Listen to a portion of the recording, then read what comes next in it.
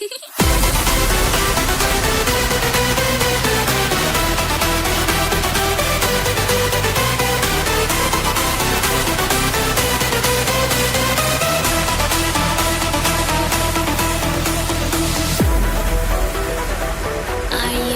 afraid of the dark? Are you scared?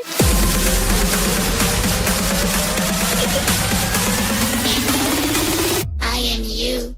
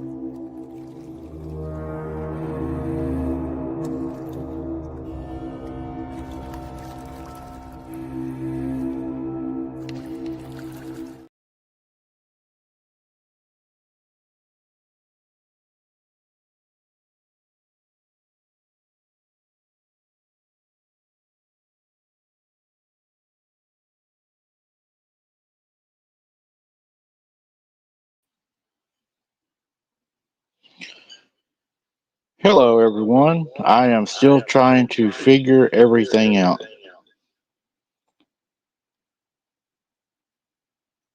Hopefully, this will help. For some reason, I have no idea why, it's decided to change our camera, which I don't know what's going on with that. So let's see what this does.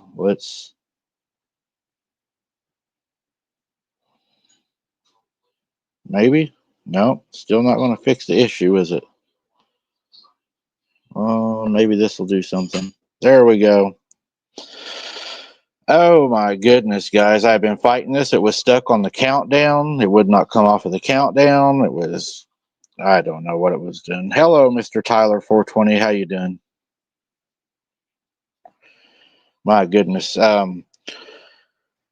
So I think we got everything running halfway right. Let me get Jesse in here before I destroy everything else. Hello. Oh my God. Hello, everyone. That's not the right. That's the right one. Yeah. I don't know what happened. This thing just started doing whatever it wanted to do. It wouldn't stop the countdown or anything. So I have no idea what was going on. User error.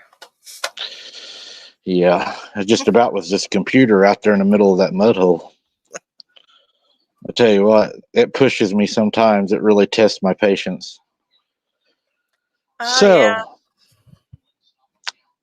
Tonight is we've been rushing anyways because we had a last minute cancellation and I had to get all that out. I had to make videos, get that rescheduled. Then I had to schedule this live and get it out and get scheduling and then make a short to let everybody know what was going on. Then get with my moderators and try to let them know what was going on. Yeah, a little chaos. So probably not as much chaos as there will be tomorrow.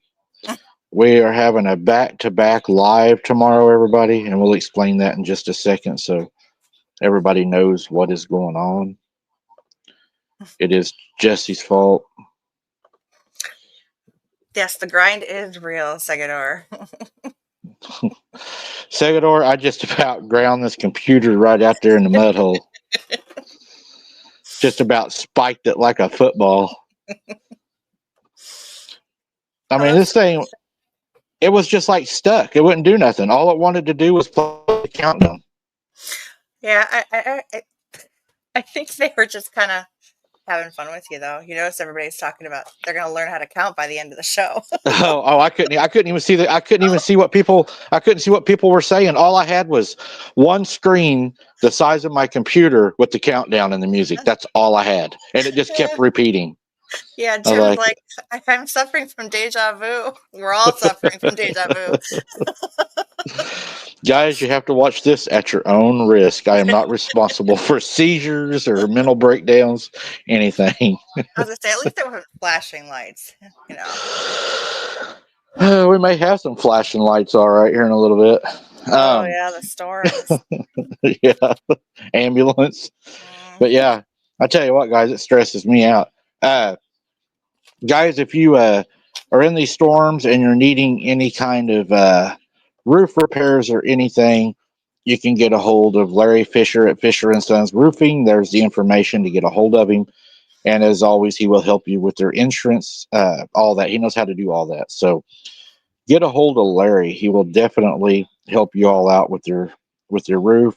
And he has some really good teams that go out there. So we definitely are proud to put Larry's name out there and to get people to at least get somebody to help them out that knows how to do a lot of things. Yep. And he's just like, Donald Trump. He does things great, and he does it so great because he is great, and that's all they do is great work. There is no better. They do the best. So that's how he rolls. That's what I heard. That's right. Got a few things. We got OCST is going to be joining us tonight. Poor Harold and Christy. I know they're tired, and they're putting themselves to be tortured. First of all, we got prayers tonight, right? We need to put some people in our prayers and people in the path of these storms. We want to pray for you guys. Thank you, Tim, for that. God bless you.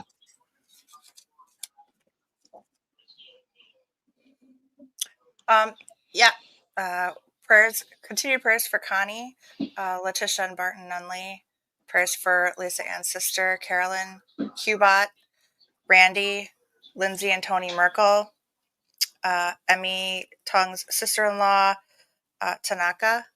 And if there's anybody else I missed, please throw it up in the chat or join the Facebook prayer group too, and you can add your prayer requests in there, just so that everybody can continue with the group prayer. Power and prayer is better in numbers. So I will throw that link up there for you. There was something else I was going to bring up, and I don't remember what it was. It'll come to me in a little bit, right whenever I start doing something else.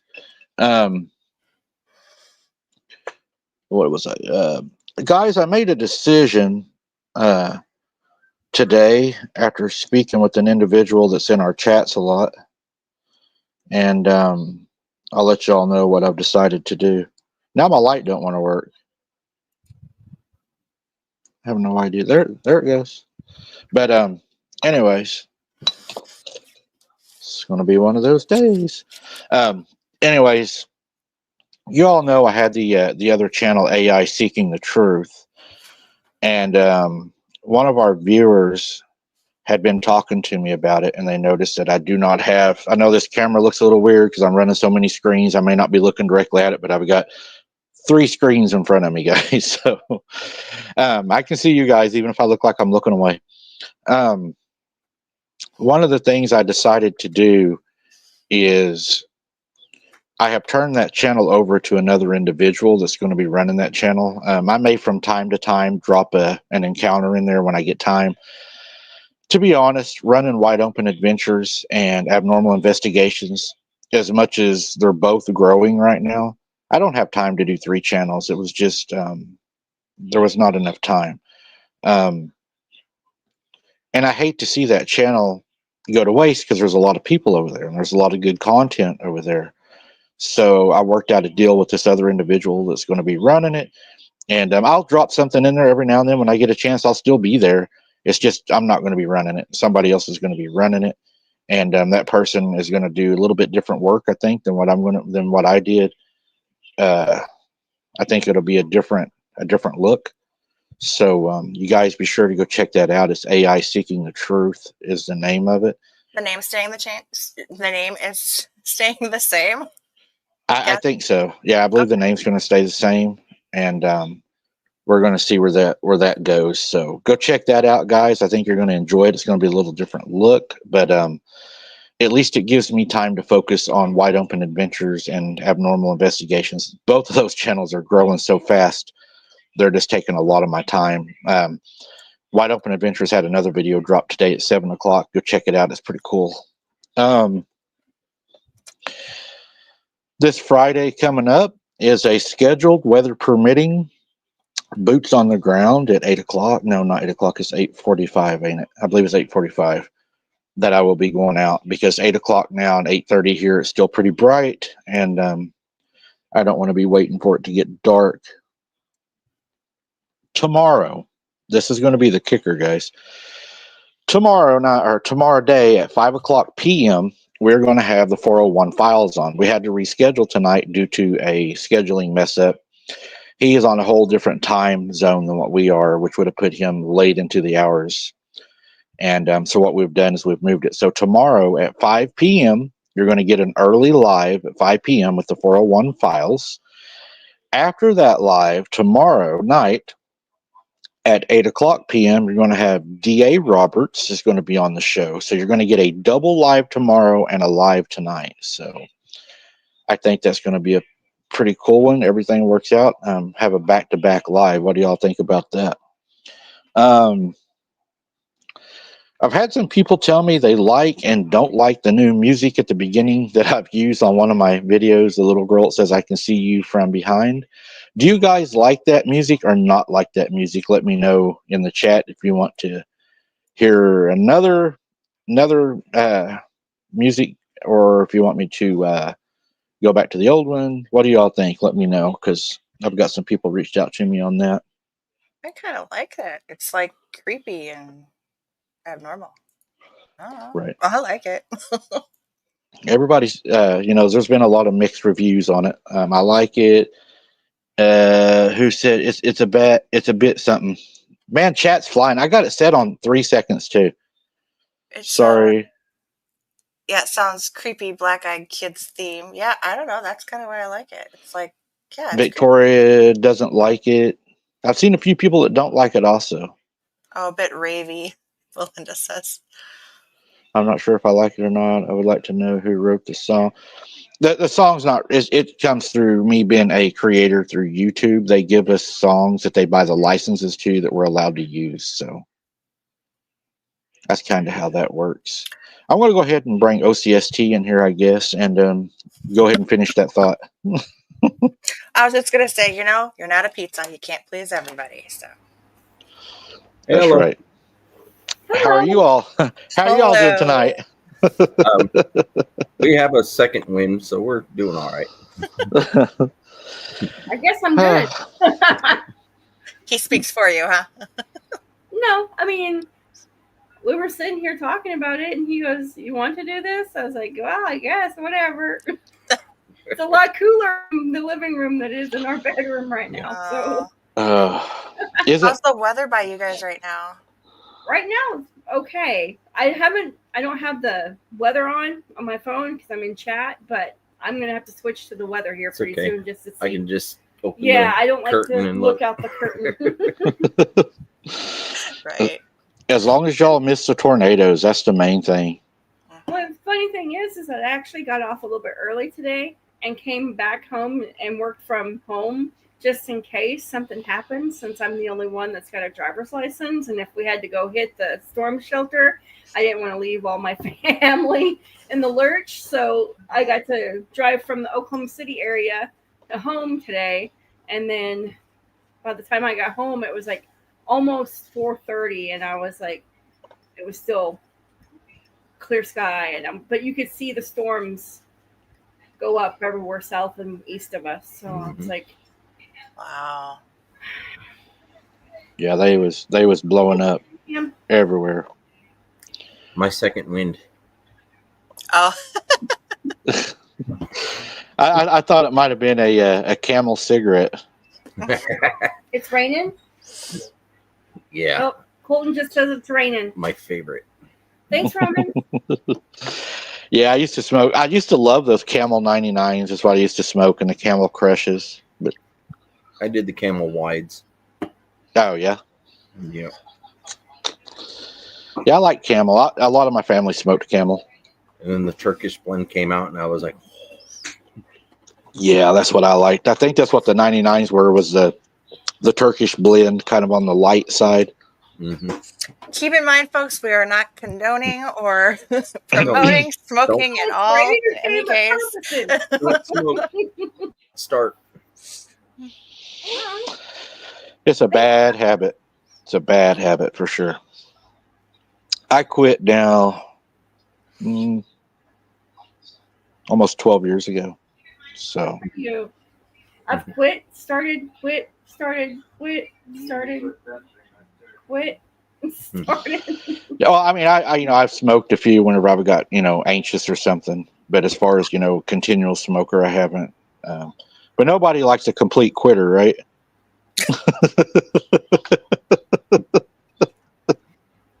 I'm not saying nothing. I'm going to tell AI mode, thank you so much for the compliment. AI mode is on it tonight. Let's see who we got in here. We got AI mode in here. She's moderating tonight. We've got Matt C's in here. Good to see you, Matt. We've got Lisa Ann, Dana Ortega, Romans 116, Chickadee to the core, Silver Bullet moderating tonight. We got Belinda in here tonight. She's a little cheeky. We got Sharon Guy in here tonight, and we got Keith Blunt in here tonight, and Lisa. Got a lot of the older names, and there's Miss Nanny Pam's with us tonight. Good to see you. I almost called you by your name, full name. That would have been bad. Then we got Matt. See, I'm going to doxy you right here on the show. Then we got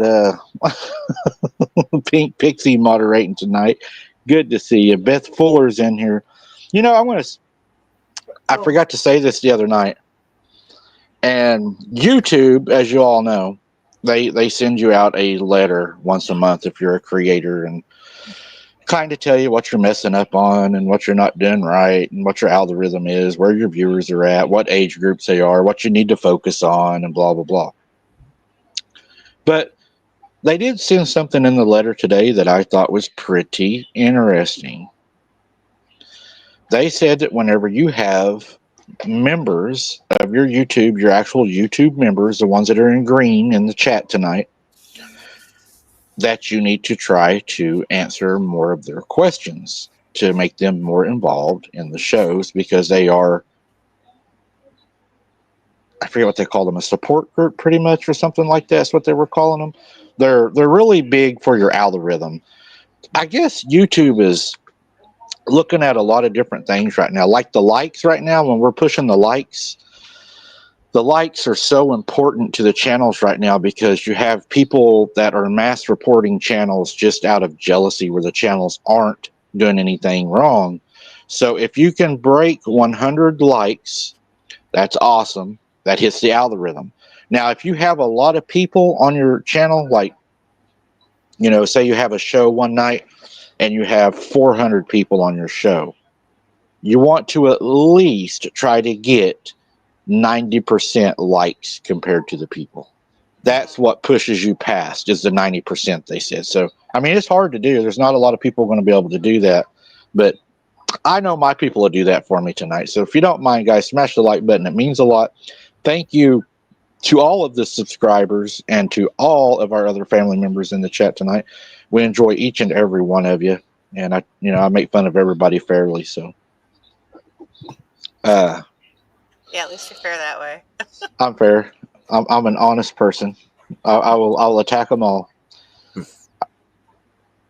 Kind of like that one guy said the other night. He was on a show, and they asked him. They said, "Do you lie?" And he said, "No." And he goes, "Okay, you're not hired. You're a liar." I worked for an armored car division for a while, and let me tell you, going to work for an armored car division, that is one of the hardest things I ever went through. You have to take a polygraph.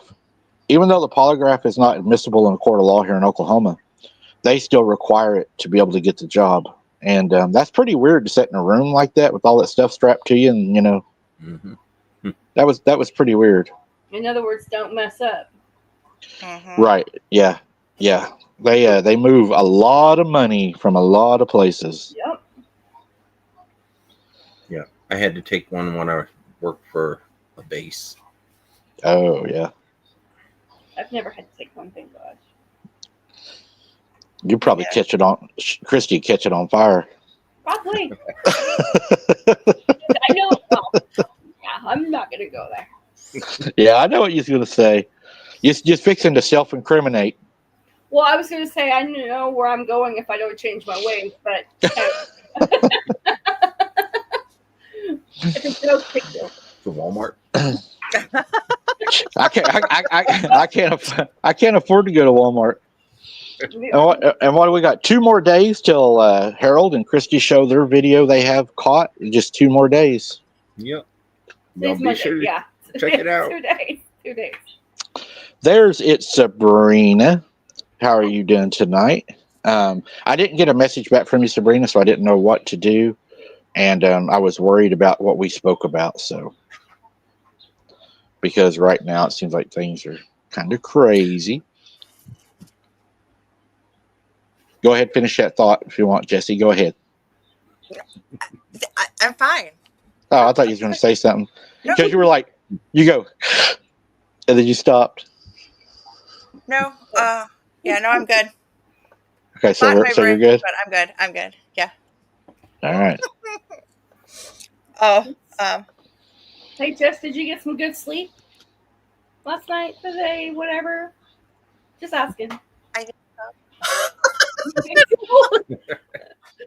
was up till about 8 this morning. I was working on some stuff, and I think I fell asleep and woke up around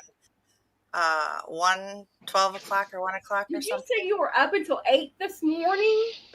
Maybe. What the freaking? You know, I have ADHD. When I have something that I'm like starting to work on, I can't rest until I actually do it and start getting it done and focus on it. And so, Get it done, girl. so I was getting it done. Yeah, I was working on it. Getting her done.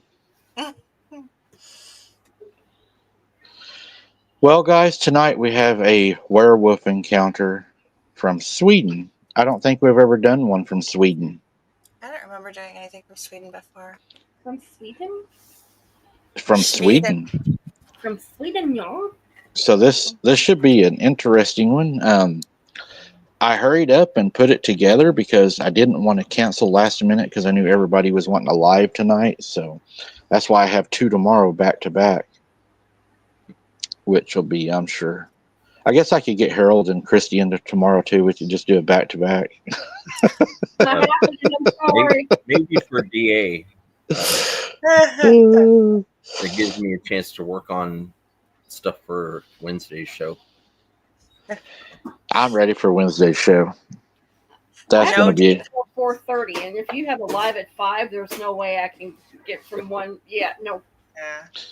just Jim, hit that. I am not a vampire. I will tell you that. I am not a vampire. Night owl, yes. Vampire, no. All right. Well, I guess we'll go ahead and jump into this one since we've got a double whammy tomorrow. That way we can get through this. Scolding. Here we go. The story.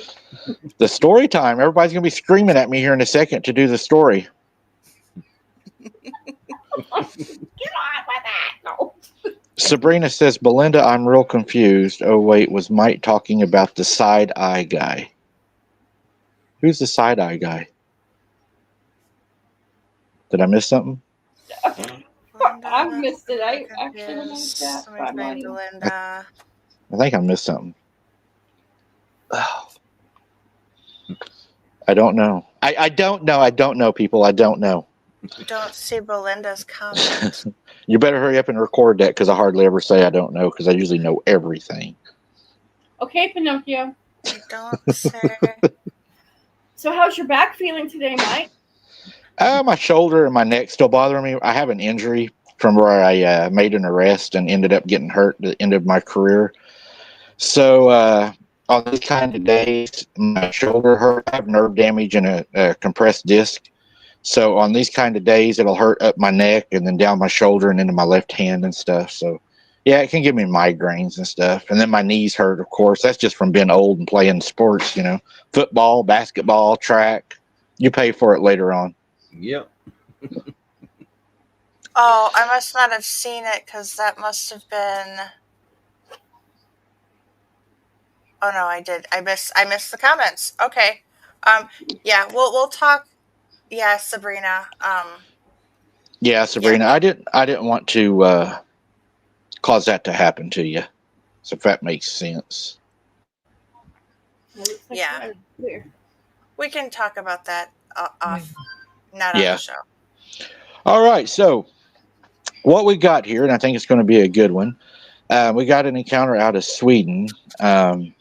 This happened. I'll just go ahead and he kind of gave me an intro and kind of explained what happened. He said the story that I'm about to tell happened when I was about 11 or 12 years old. Now, there's 2 parts of this story. One, I was a little older. The other is about 11 or 12. So I was no older than 15. He wants everybody to kind of understand that there's a little bit of different time.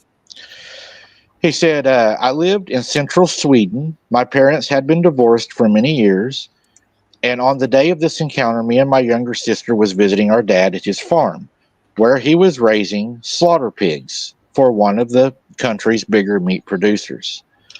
I've always loved the animals, and I loved helping out on the farm, feeding the animals and cuddling with the little piglets. I think they're cute. I still do.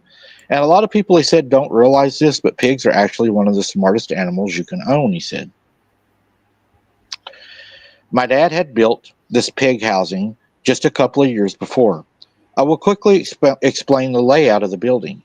When you entered through the main entrance, you'll find yourself at the beginning of a long corridor with 4 doors on the right side, 2 doors on the left, and 1 door at the end of the corridor.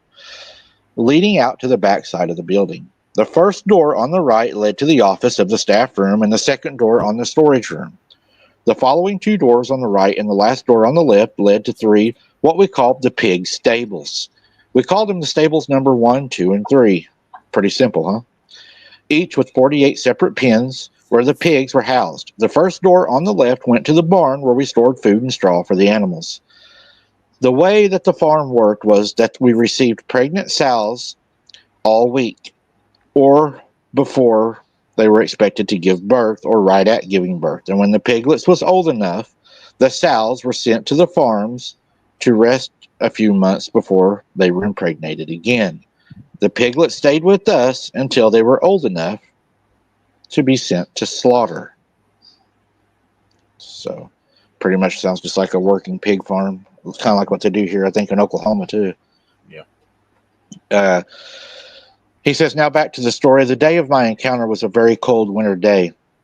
It was probably December or January. The ground was covered with a thick layer of snow and the sky was clear. A perfect winter day for me and my sister. We had arrived at my dad's place around lunchtime in the same day. This afternoon, we were in the stables helping out with the chores. We always loved to help Dad, and Dad, of course, always loved having us there. He said, I remember that in the stable number 1, we had a slaughter pig. That was maybe a couple of months old, and in number 2, we had a pregnant sow, or maybe a couple that was expected to give birth at any day. Stable number 3 was empty, and we had just cleaned it and prepared it for the new delivery of pregnant sows to arrive within a few days.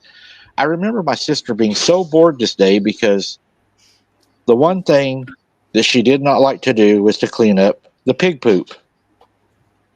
But what she did like to do was play with the baby newborn piglets, which Dad always advised us not to do. And he always told us, don't name them, don't love on them, just feed them and go on. And there's a reason for that. I learned that on the farm also. You don't name your food. My dad was in the empty stable number 3 working on a broken gate to one of the pens that had been damaged when the slaughter pigs that was housed there earlier were moved. He says, I had just fed the pigs in stable number 2 when my dad told me that he had found one of the slaughter pigs was injured. Oh, no. Whenever a pig becomes injured, he said they're not able to take them to slaughter. They have to be in good health, good shape, to be slaughtered for food. You can't take an injured or a sick animal to the slaughterhouse because they're inspected also and can cause them a lot of trouble. I understand. Well, I know this is off subject, but I understand the sick portion of it. But if they're injured, they're just going to be slaughtered anyway. So what's... I don't eat pigs, but hey. I know in Oklahoma, one of the rules is at the slaughterhouse that if the cow cannot walk to the part to where they're unalived, you cannot butcher them. They have to be able to walk there on their own accord. If they can't do that, then they can't be slaughtered. It's FDA. Don't let that get out. You'll see a trail of cows all limping to the slaughterhouse. Yeah. Which, and I think another reason they do that is it causes the farmers to take care of their livestock and not just treat them as slaughter. You know, they have to make sure that they're cleaned. They're, you know, they get all their shots. They're not just, you know, mistreated and kind of like. It erases any chance of like a possible infection. Yeah, and then you get these people like with, you know, puppy mills and stuff that just have dogs and raise them just to make money off of them. You know. Right. Yeah. Which I can't stand that, but I know people do that. He said it was unusual for any of them to get any serious injuries. Usually it was just smaller scratches or bite marks where they would bite each other. When he told me that this pig probably had broken its front leg, my heart dropped because I knew that there was nothing we could do and the pig had to be put down to end its misery. And I hated it. It was not often it happened, but when it did, I always started to tear up. I have a big heart. I helped my dad to find the injured pig, and we carried it out the door to the back side of the building. Out on the back side, there was a big round manure tank, approximately 15 meters in diameter and several meters deep, partly buried in the ground with just about a meter of top above the ground level. We carried the pig to the other side of the tank, and my dad brought a butchery bolt gun. But I refused to stay out there while my dad did what had to be done. I went back inside, and I continued feeding the pigs and listened to the music, trying to get my mind off of what was happening to the poor pig out back. So, a lot of people may not understand what a bolt gun is. Butcher shops don't use lead bullets. It's an air compressed gun that has a rod inside of it that goes out and then back in. After a while, he says, my dad came to tell me that he needed to go to his workshop to get some tools to fix the gate that he was working on, and I asked if he wanted me to stay here or come with him. I wanted to feel like a big boy and think that I could stay on the farm and take care of it myself while my dad was gone. And with my dad, do what? I'm just listening. Oh, he said his dad, he always tried to impress his dad. It was important for him, for his dad to trust him. He said his workshop was where he stored and maintained his agriculture machines and equipment. It was a 10-minute drive from the farm, and he said he would be back in a half an hour, so I decided to stay. I helped him carrying some tools to his car, and then I watched him and my sister as they drove away. It was mid-afternoon, but it was already dark outside, and I was now alone on the farm. But I didn't mind that. We have a few hours of sunlight from the late morning to early afternoon, so I was used to the short winter days and the darkness. The sky was still clear, but now covered with bright stars. The moon looked bigger and brighter than ever before. I was finally getting the chance to feel the responsibilities of being a man.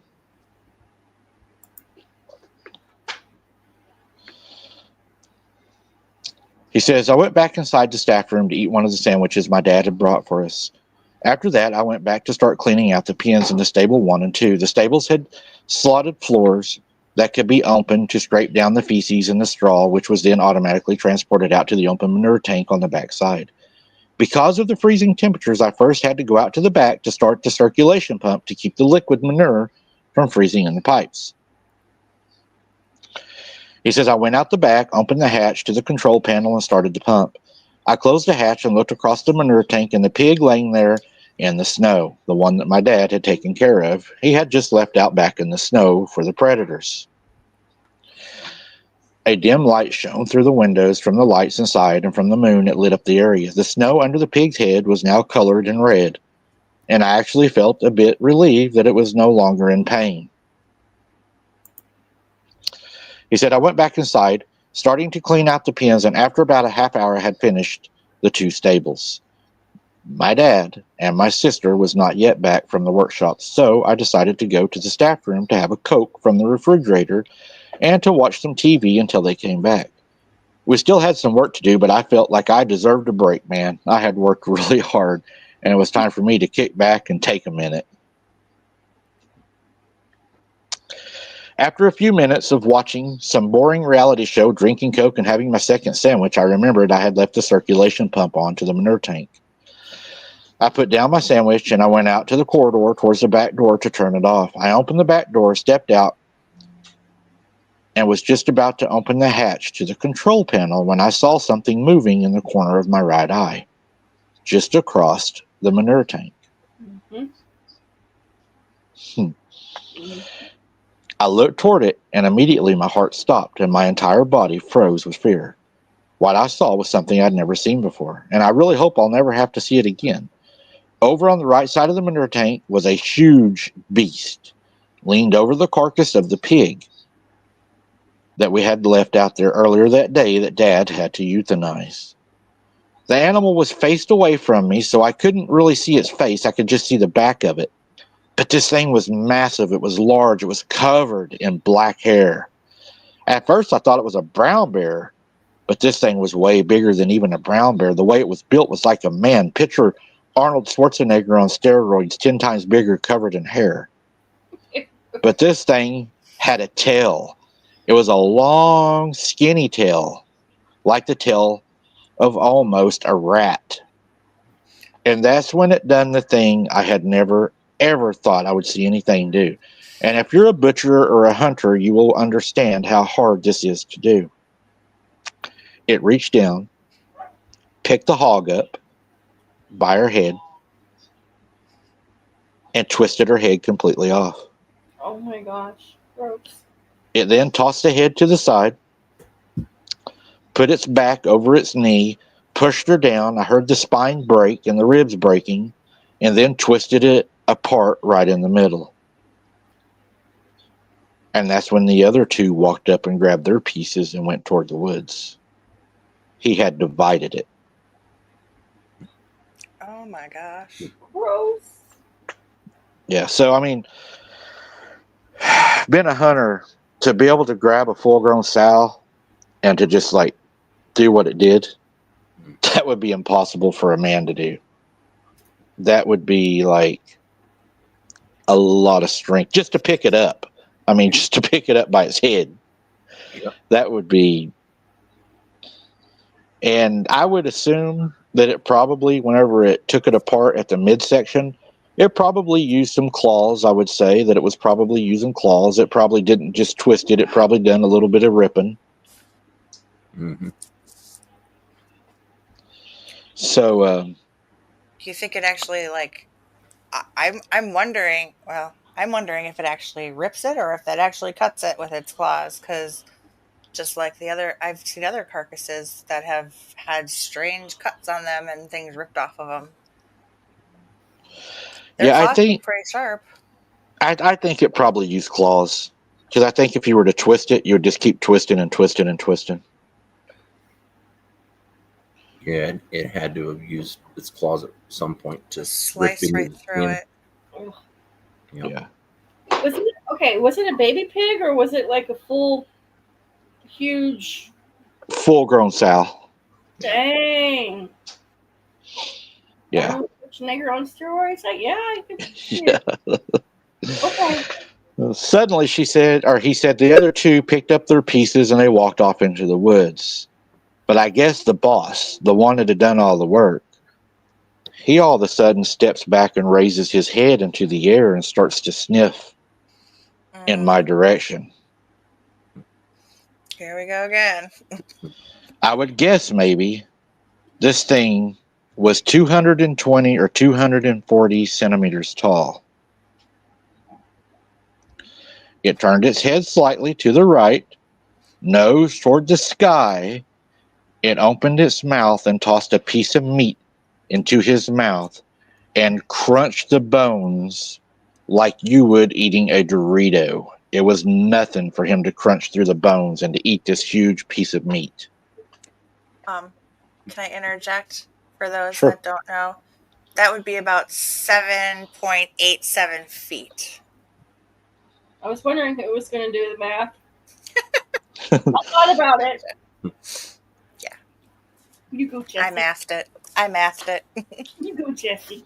So almost an 8-foot tall creature that just bit through, not cooked or pressure cooked or boiled bone. This thing crunched through everything. And if you know pigs, they're a well-built animal. I mean, their skin is tough. Yep. I guess he preferred his pork rind fresh. So, Closely related to a human being. yes. He said the head of this creature was definitely the head of a wolf. But what's weird is the head was so big. It was much bigger and much darker. It had long, furry ears pointed upwards and a long snout with big canine teeth. We have both wild wolves and bears living in this area, but this thing was something else. Bigger, stronger, and it even felt more evil. A brown bear wouldn't stand a chance against this thing. He is the apex predator, in my opinion, and he has no worries. But that's whenever he done something else that I have never, ever seen an animal do. He walked over to the side of our barn where my dad keeps T-posts. My dad sharpens the end of the T-posts so they're easier to stab into the ground when we put up our makeshift electrical fences. We will make little pins with electrical fences that are put up and taken down within, a day. So Dad would sharpen them, he said, where they could stab them in the ground. He said they weren't made to be permanent. They were just made to hold piglets for a little bit. He walks over to the side of the barn with the T-post and throws it like a spear and stabs one of the hogs directly to the ground. He said, I'm talking, he threw this thing probably 20, 25 yards, went completely through a full-grown hog, and buried itself in the ground on the other side. Dang. So you can imagine the girth of that creature. Oh, man. Yeah. I mean, can you imagine just the brutal strength to be able to do that? Makes me not want to go to Sweden now. Well, I'm sure And, you it's know, the same thing here. Oh, It's just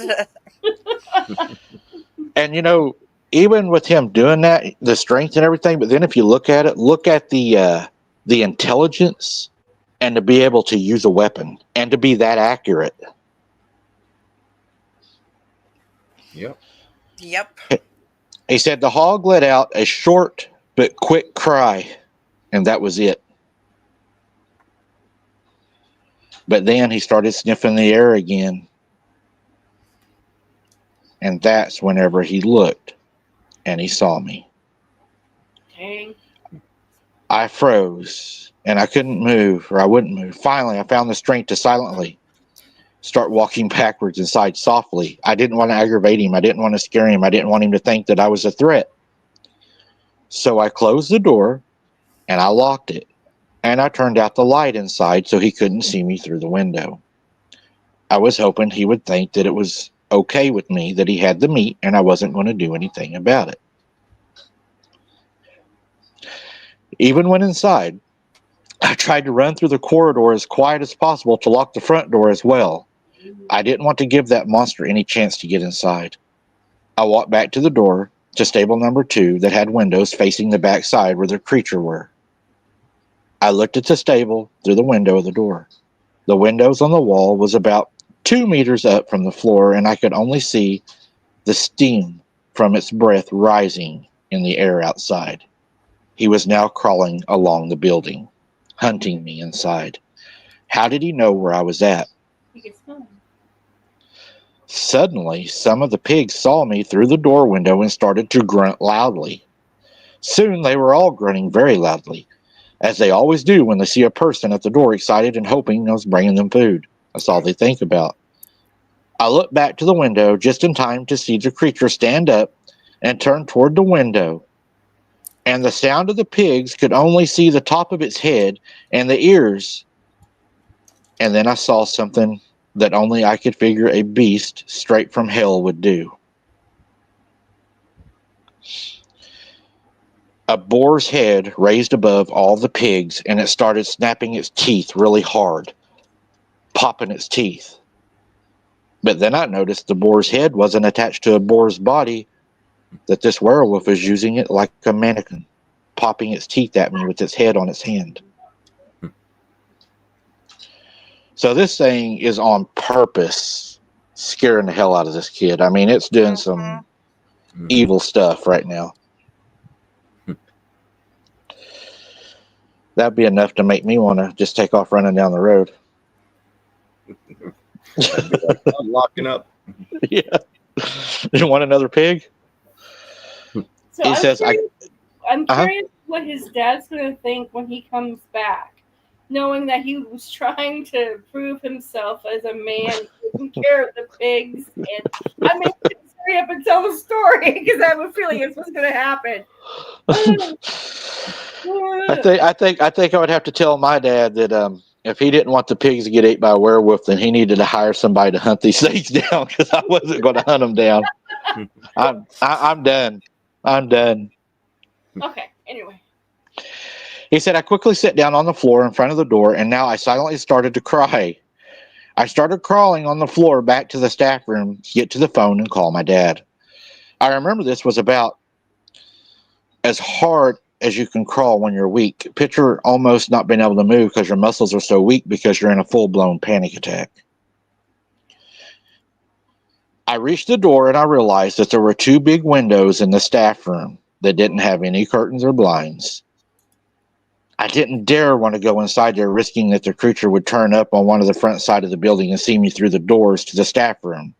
And the front door, and now I couldn't hold it in anymore. I started crying like never before.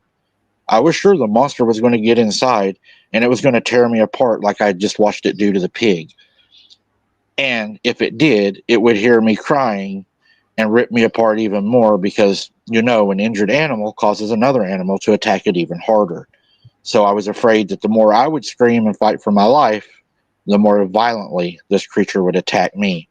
And if he could do that with a hog's head, what would he do with my body?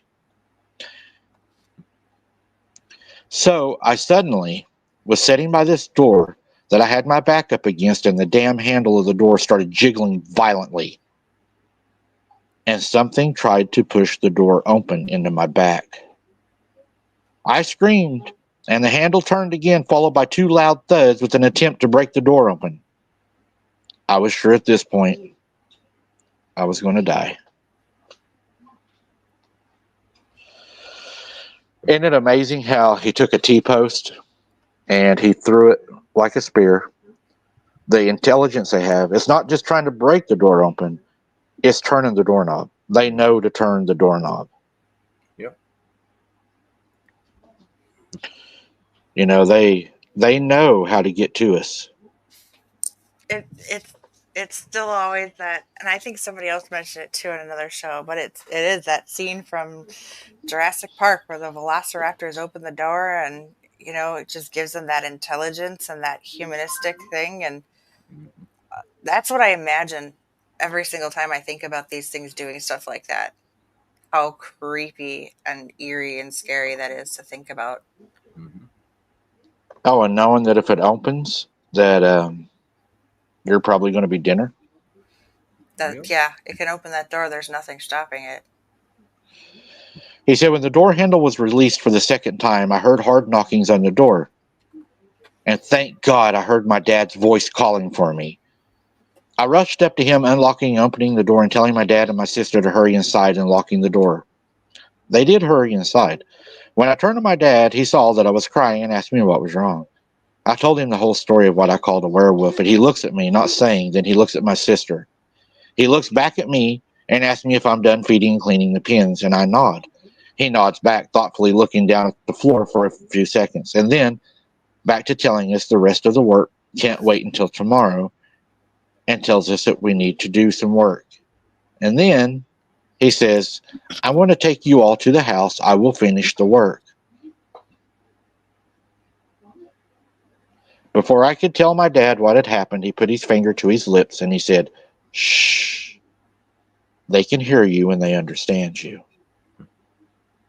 You bothered it. If you leave it alone, it'll move on. That evening, I told my dad, after he had got done with the work, what I had seen, and when we were sitting at the table, he told me it was a werewolf and that it was his fault for not discarding the body. He should have never left the body out back. He said they've been around for a long time, and my dad does feed them the leftover pigs. Whenever pigs don't make it, he leaves the pigs out back for them. But he said probably whenever it saw me not recognizing who I was, because Dad said they recognize him and they don't bother him. He said they've even moved amongst the pigs while my dad is working, and they don't bother him. They only take a pig every now and then. But he said I just ignore them and keep doing my work. They've been here for several generations, and this is just it's an undocumented unthing. It's an agreement, he said, they have between them and the werewolves. They get so many pigs and they leave us alone. So what do y'all think of that? Yeah. I had a feeling that the dad knew what they were. Um, it's a smart thing that to do that. If you know they're coming around, and if you leave an offering for them, in most cases, it's well known that creatures like that will tend to leave you alone for the most part. But if you ever forget to put anything out, Yeah. Remind you. And then, what's going to happen someday whenever, say, dad dies and the boy takes over and the boy decides, I don't want these werewolves eating my pigs no more. So he starts putting up lights and stuff trying to stop them, Yeah. Or what would have happened if something would have happened to the father before he was even able to, before his son even found out about it, his kid found out about it. I mean, for him to know that this stuff is going on and not even mention it to his kid, and his kid's working out on the farm like that, that's, Yeah. The father should have let the kid know what I was mean, going on. shoot, I've told my daughter about stuff at an early age. It's up to her whether she wants to believe it or not, and she's known about this stuff. So take from it what she wants, but at least I can say I told her. Yeah. But I mean, to be working out on the farm and leaving that stuff, and if he knew that it was out there too, to just leave that carcass out there and not even think anything of it. Wow. I mean, Sorry, wow. I'm reading chat. I think Pixie says thought gifting was bad. Well, yeah. It can be. Yeah, it's not a good thing to start, especially if you don't know if you can. Yeah. Right.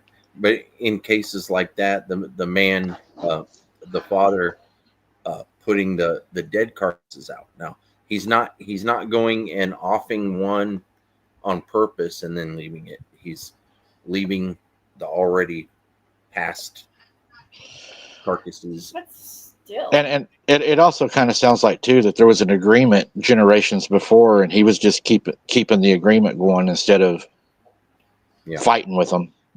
Deciding to make that stand. but like Jeff said, why? I mean, how old was his son? 15. Yeah, Why the heck wouldn't he have said something to his son way sooner? I'm thinking maybe the dad either thought that these creatures didn't come around at the time he left his dad. Maybe they usually come later or earlier, and it was just they happened to show up early, or maybe even it was because the kid was going out back, turning on the sump pump and stuff, and maybe his dad didn't expect him to be doing that. Maybe he thought that they would just come up, get the pig, and leave, and the son wouldn't see him. He wouldn't be out there. Or how familiar, or how much does the son look like the dad? Right. So if something is coming in from the woods and it sees someone that looks familiar, then they're gonna think, okay, yeah, we can go ahead and go in. But they're not like us. I mean, you see a person from a distance and you see somebody that looks familiar. We're judging them based on our own eyesight and our own perception. Animals are basing it on so many different other things. Besides, I mean, most of the time, not even eyesight. It's the smell and it's the. I mean, they've got so many other senses that they're playing on. Yeah. And But I think it knew the boy was there, but I think it done that to the hog on purpose to show that boy like Don't mess with me. this. Yeah, this is what I can do. You know. like, yeah, it has an agreement with the father, but he knows that that's the son, and yeah, why not mess with them? Well, someday, it probably knows the son is going to take over the farm. So eventually you're going to have to deal with me. Instill that fear in it at an early in him at an early age. Right. And again, it leads me back to that same thought process of, so these things have been around. Society has grown up around these things and have basically Starfire. dismissed these and Right. and Or Sharon, I'm sorry.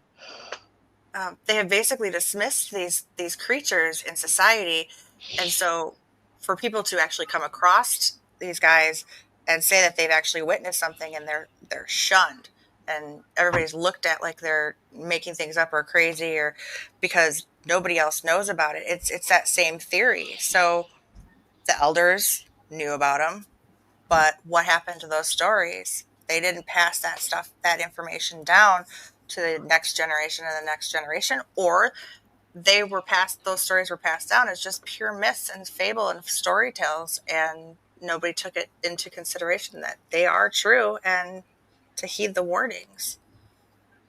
But again, he knew. I'd be mad if I was his son. I would be so livid. Right. You trying to kill me, Dad? Especially after he said, shh, they can hear Yeah. you. I'm like, what the freak? Right? Well, I mean, And- they can hear you, or they can hear us, but still. And he said, understand you. Mm-hmm. I mean, like, Harold was talking about the other night, you have footsteps by your window. I'm sure they're not just walking up looking in your window. They're listening to conversations. They're studying you guys. They're trying to learn what you all talk about, what you like. I mean, they want to know everything that we do. They're watchers. I mean, if they come from the watchers, that's what they do. Yeah. They study us. They want to know, what are these people doing that we've decided to hang out at their house? What do they like? What time do they go outside? Mm-hmm. And for one to answer me back when I said, "Oh, is that a cat?" And it's yes. Oh, Yeah. wow. Mm-hmm. And of course, you didn't catch it on camera that night. No, I had the camera rolling, but when I turned it, it kind of muffled the sound. So, Right.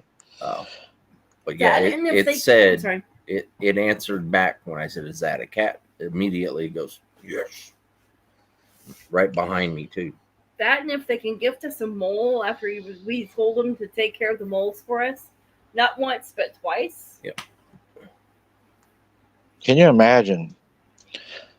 The kids that have went missing, like the one we talked about by the park by you guys. I'm sure you found that park now, and it's not that far from you. 5 minutes. What do people? Can you imagine? I mean, it's one thing to see the creature. It's one thing to experience the creature. But can you imagine the people that have actually been abducted by the creature? One on one, it is touching you, it has you, you're captured, Mm-hmm. it's now dragging you or carrying you through the woods. There was the child that went missing, the campers, they said that they saw what looked like a Bigfoot running across the hills. That little boy, it went missing, and said it looked like it had something over its back. And then later they said, yeah, it could have been a little boy. I mean, I would almost hope that if it attacked me, that it would unalive me immediately. I wouldn't want to be carried through I mean, when I go boots on the ground down there, just to put it in perspective, it's scary. I'm not going to lie. It's scary down there. It's it's not a fun place to be. Boots on the ground. I mean, it's fun for the people watching, but not so much fun for me. I mean, it's fun at times, but it is scary.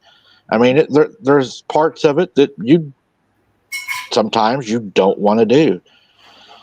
And when you're doing boots on the ground, you may look at an area and you'll be like, oh my God, it is so creepy in there, But imagine if something like that was to grab you, no telling what kind of noises it makes, no telling what it looks like, Mm-hmm.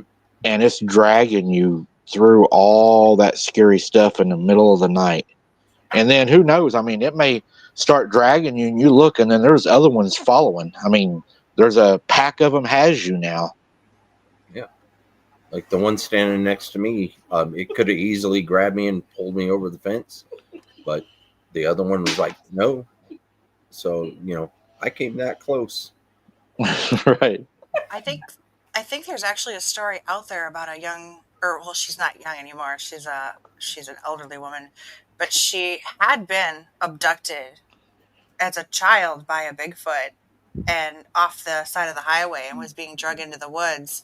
And I think, if I recall right, somebody had stopped and was able to get her, like, it didn't have her into the woods, and they stopped on the highway and she was able to get away from it somehow, but it has tracked her entire life now.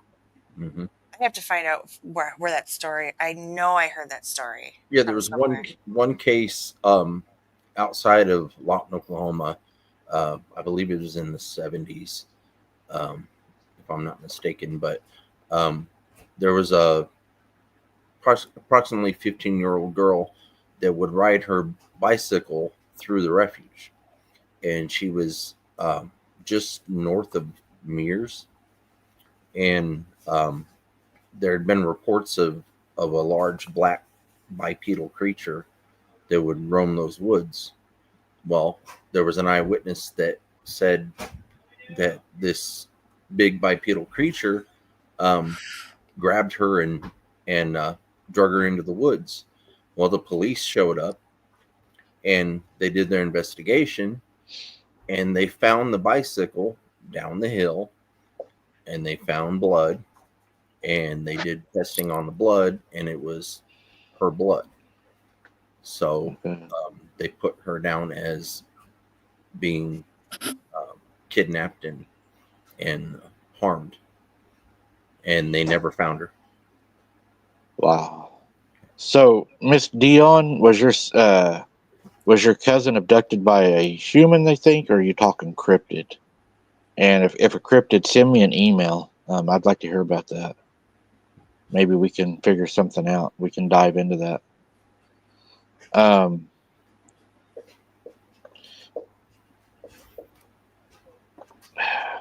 why? I was listening to a guy the other night, and I'm not going to say his name because it'll just cause trouble, and I don't want to do that. I'm just using it as a talking point, as a reference. He said these creatures are dumb animals, and I was like, how can you call them dumb animals? I mean, they take the clothes and they fold them and they place them neatly at places. They have what they believe made fires. They have survived how many million years? Mm-hmm. I mean, they're apex predators. I don't, a lot of people want to push that they are this dumb animal. If there was a dumb animal, we'd be able to go to the zoos and look at them. They would already be caught. I mean, it would be like, you know, because a zoo having the opportunity to say we have a live Bigfoot on display. Imagine the people that's going to come to that zoo, right? That's a moneymaker. I mean, if these things were that easy to capture and they were so dumb, then they would be on display everywhere. Well, look at the intelligence of an orangutan. They're not Right, dumb, right. and there was a lot of them in captivity. So, I think, and it might make people feel safer, to say, "Oh, it's just a dumb animal," it ain't going to bother you until you're in a national park and your child goes missing and they find his clothes folded and placed strategically.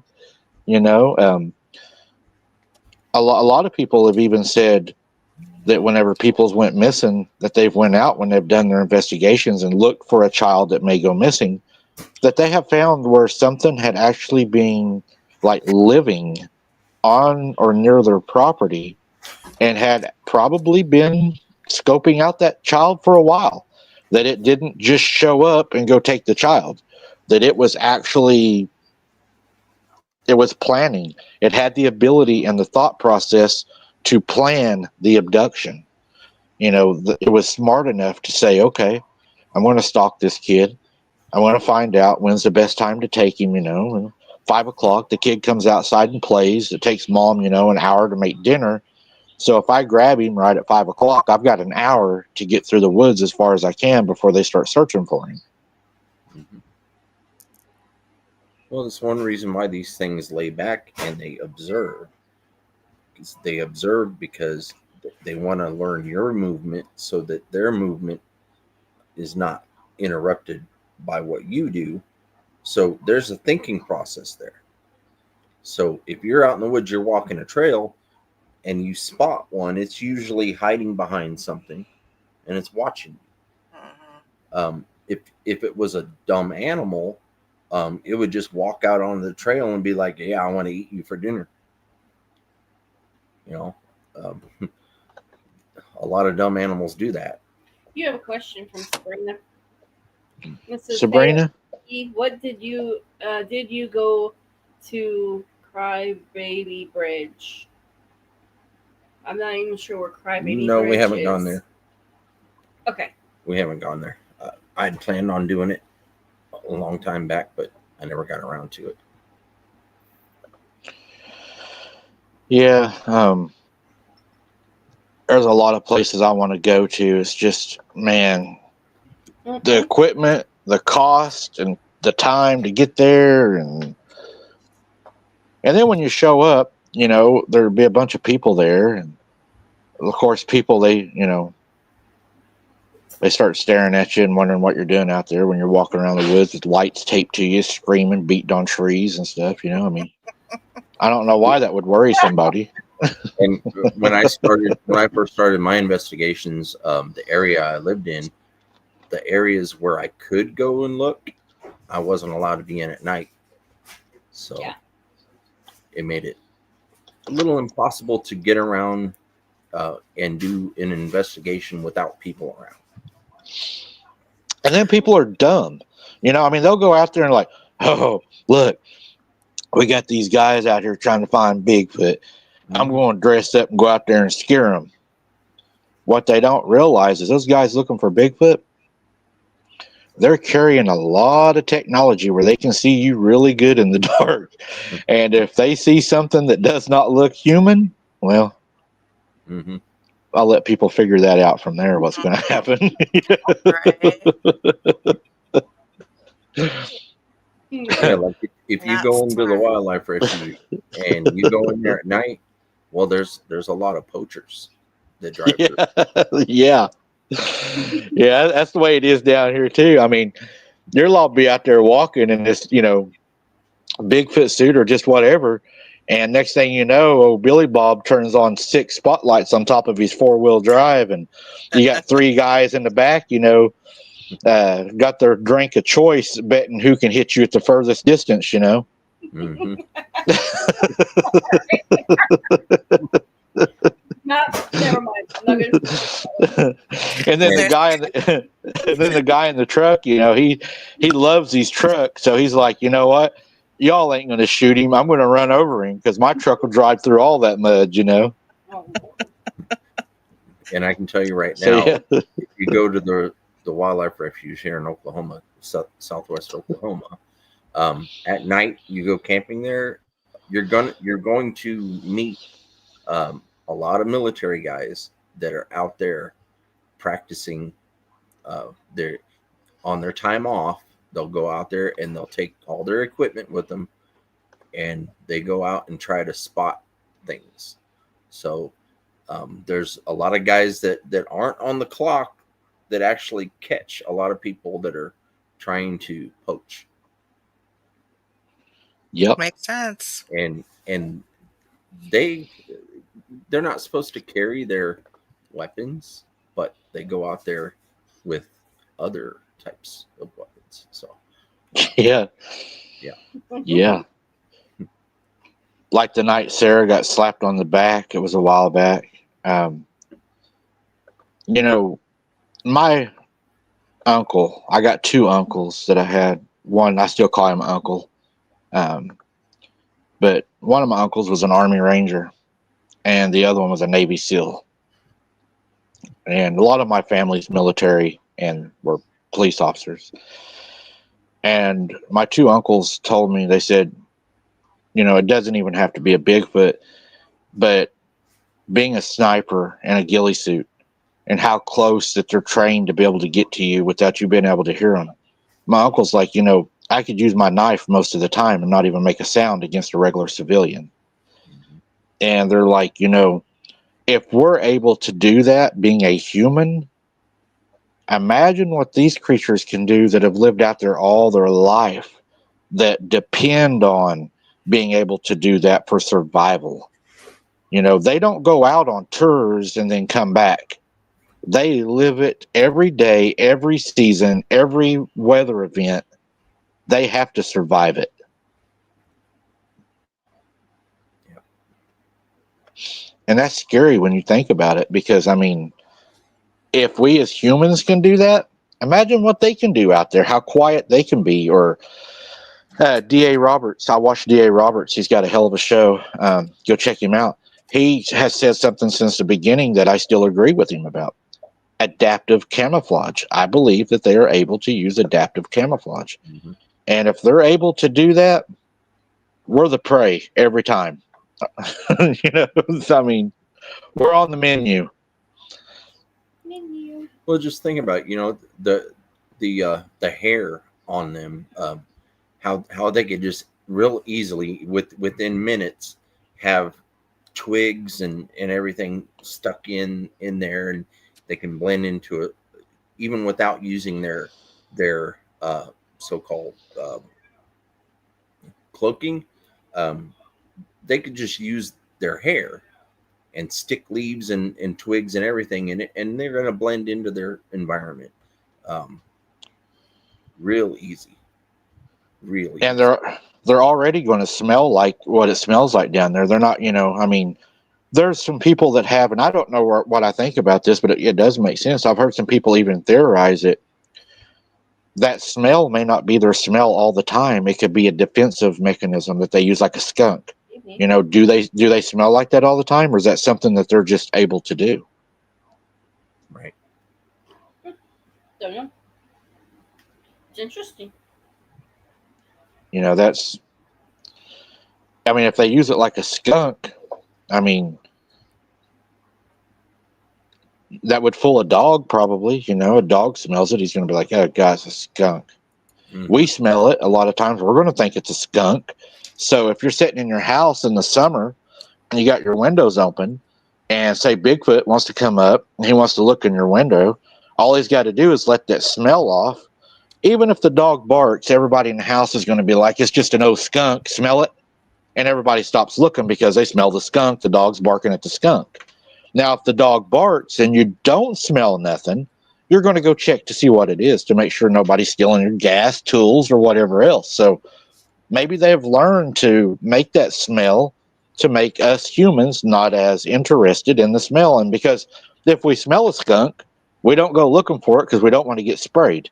So we stay away from that smell. We're like, get out of here. It's nasty, you know?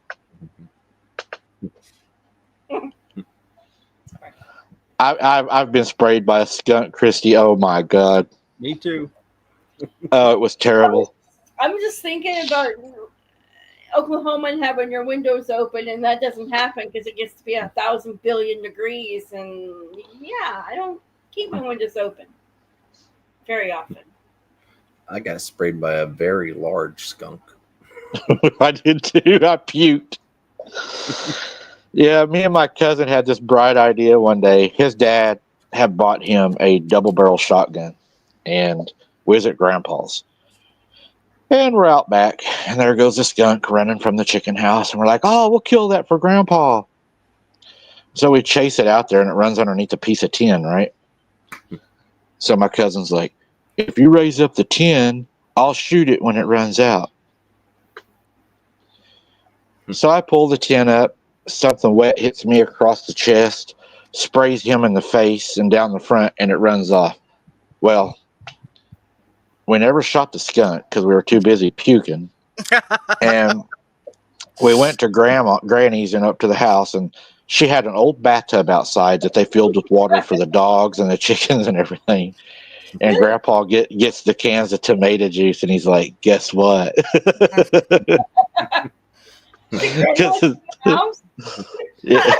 Yeah, we wasn't allowed in the house. When we Does were the living on tomato a actually work? I've heard it doesn't actually I work heard it that well. doesn't work, but hey, I it don't takes know. a lot of the edge off of the smell, but there's other things that work better. Oh, We had a skunk under our farmhouse, and my dad got the bright idea to back the truck up to the porch and connect the hose to the exhaust and do away with it that way, and then drag it later. Well, the opening underneath the porch was big for him to crawl in, so he's like, "You want to crawl under the porch?" I'm like, "Sure." So I'm crawling on my hands and knees, and then I get down on my belly, and I had that hose with me, and I get in there almost all the way in. My feet are sticking out, and I'm going to place the hose, and next thing I know, I see the rear end of a skunk, Oh my god. and that tail goes up, and Yeah. Yep. Yeah. How So- old were you? oh, 9. Yeah, Matt C, I think he keeps asking the question about how do we protect ourselves from these creatures and how do we deal with them? So that's a pretty wide question. I mean, depends on where you're at, what you're doing, and if it's at your house, if you're camping, or I mean, it seems, I guess, what infrared light seems to deter them, deer cams deter them, lights deter them. Can't guarantee it will deter them every time. I would never say that because you have deer cams up and stuff that you're safe. I would never say that. I would say it's a deterrent. Yeah, it And can sometimes doing something to deter them could even irritate them even more, depending on. I mean, sometimes the best action is just to ignore them and leave them be and let them go on their way too.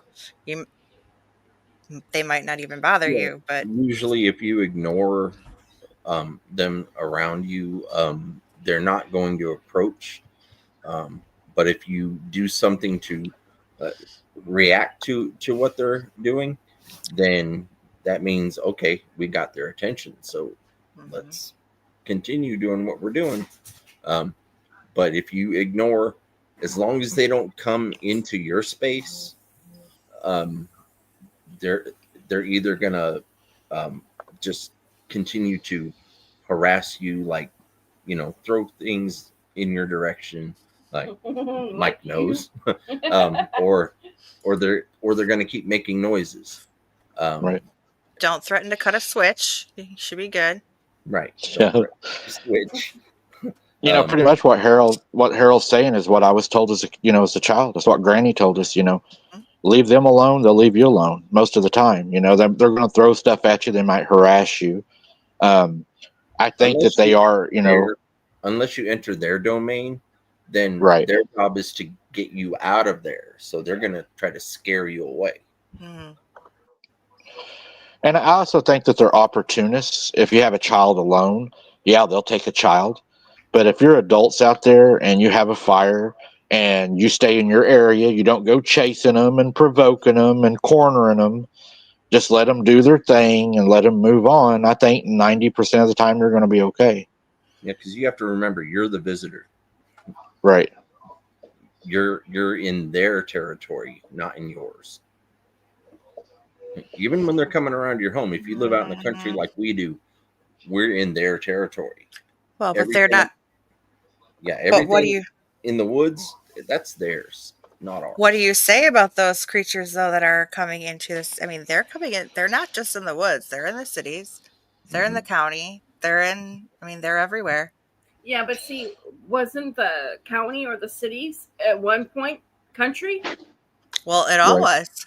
Yes, It all was. And so, we were just talking about this the other day. We drove home and we took the back roads, and if I had more gasoline, I was going to go further, but I just didn't have the gas. But anyway, I said, look at all these houses that are actually infringing on the countryside. Basically, they're putting up developments all over the place. And then there's just this little bit of glimpse of woods, or there's a creek bed or whatever. And I'm like, and that's Oklahoma. Yeah. And, but thing is that all these houses are now infringing on what used to be the Bigfoot's domain.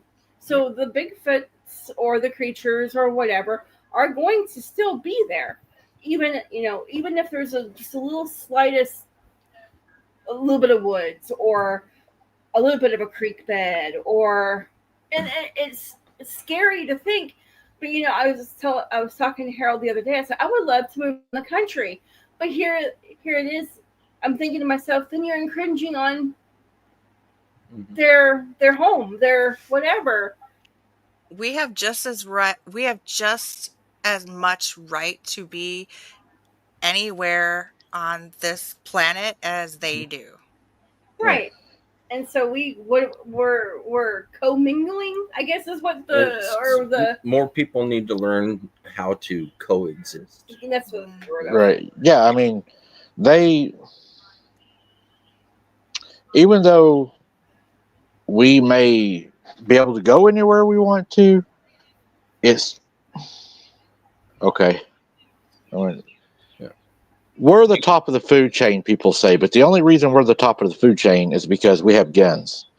If we did not have guns and we was put into an environment in the woods and stuff, we're not the top of the food chain. We are prey. If we were to return to the way it used to be, we Yeah. would not be at the top of the food chain. No. And, Matt says, but what if they come into your land or home or what? Best I can tell you, Matt, is from personal experience, what I have experienced personally. This is my belief. I believe that the cryptids are, either way, what people would say, Nephilim or not Nephilim or animal, whatever basis people would use, it still comes down to the same pretty much theory, that I believe them flesh and blood. And the reason I believe that is because I have shot one and I have personally seen it fall, and I have personally seen the blood. I personally seen it react to being shot like other animals react. I am an avid hunter. I know how animals act when they're shot, and it had all of the same movements of an injured animal. It didn't go far. It went to the first cover that it was able to find. It did present arterial blood, and if it bleeds, it dies. Arnold Schwarzenegger. Should you go out and use force against them? No, not every time. I think that you should look at it the same way you would a person. What I do is when I go to the woods, I look at it like I did when I was at work, okay? When I worked in security and I worked with law enforcement, we have what we call the 21-foot law. If you have a knife and you're within 21 feet of me, you can cut me or stab me before I can get my weapon out to defend myself. I'm able to defend myself within that 21 feet. Okay. With an animal, what I have done, this is just me. This ain't law. This is just what I have adopted. I have pushed that out to 50 yards because an animal's faster, it's more agile, and it's not going to move like a human. So I figure I'm going to need more time to react. If it comes within that zone, I'm not just going to shoot at it or try to hurt it, but I am going to be very heightened. I'm going to be very aware, and I am going to be in a defensive stance to where if I have to react, that I'm able to react. And that's why on a lot of the shows, you guys will be staring at the ground a lot, because I do have to switch to a defensive posture. And I've noticed 9 times out of 10, when you go to that defensive posture and you raise that weapon or whatever you have, it will retreat. It will back off. And that's another thing that tells me that they are able to be hurt or to die, because if they couldn't be hurt and they couldn't die, then they wouldn't respect a firearm. Like the Indians even spoke about, they fear the blade. They'll tell you that they fear a blade. They fear the blade. They know that they can be hurt. And when you're in the wild, a small cut, a small scratch, a blister, or anything that can become infected, that can be the end of your life. Mm-hmm. And these animals know that. They know, and they're not animals. I'm talking about an animal knows that, because animals, even in the wild, they don't go fight another animal that can fight them back and give them a good fight. They pick on the weak, the little ones, because they don't want to be injured during that. Because if they get injured, something else is going to come and take them out. Yeah. These things are smarter than the animals, way more intelligent. So they know, hey, this ain't worth me getting shot over. This ain't worth me getting hurt over. This isn't worth me hurting a human. And then all of a sudden, I've got a search party out here, and they know, or I think they do. They know that there is, teams that are trained to deal with them. I believe they know that. And they know that if they cross that line, that somebody's going to come and they're going to eradicate them. I believe they know that. And that's just my opinion. That's just an opinion. And I think they can also hear the weapon of choice. They can hear it, just like they can see the infrared light. They can, they hear the weapons. They can hear us coming. They probably have, way better hearing than than when we do, and eyesight and all that stuff. So they know, most definitely. Like you said, like you My said, weapon, my weapon may or may not have lights on it. But in your story, the dad said they can hear you. Right. Of course, they can hear you. Mine reflects light really well. Yeah, mine does too. But I mean, that night, the only reason I done what I done was because of the proximity that it came to me. Yeah, I was hunting it. I was in the cattails. I was pursuing it with my cousin. And I done what I've now got older and wiser. I'm not young and as dumb as I was. And I've got older and wiser. And I've realized that what I done was I cornered it into the pond dam. It didn't have any other way to go but to come out at me. And was it going to hurt me? I doubt it. I mean, now that I think about it, I mean, it was right there in front of me within arm's reach. I mean, all it had to do was claw me, and it never did. I think that night we surprised it because we were hiding and ambushed it, and that was our plan, was to ambush it. And I think that we surprised it, and it didn't have, and I think it was a juvenile because it wasn't big. It wasn't even as big as, it was probably a little shorter than my height, and I'm 5'11". I mean, it wasn't nothing huge. It was like a little, what do you call it? Not a, what is it they say about a kid? Not a buff kid, not a chunky kid, but it was a fluffy kid. No, not fluffy. He was just kind of thick. It was like this thing was thick, Big boned. Yeah, and I think that if I would have, I think my mom and my aunt and my granny saved my life that night, and probably saved my cousin's life, because our thought was to go up behind the chicken house and to finish off what we had started. But after my mom and them had heard the gunshots in the house and they came outside and turned the car lights on at the chicken house, it was scratching on the chicken house. My dad and my uncle witnessed whatever was behind the chicken house, a larger something ran off with something over its back, which we thought was feed at the time. We thought it took feed.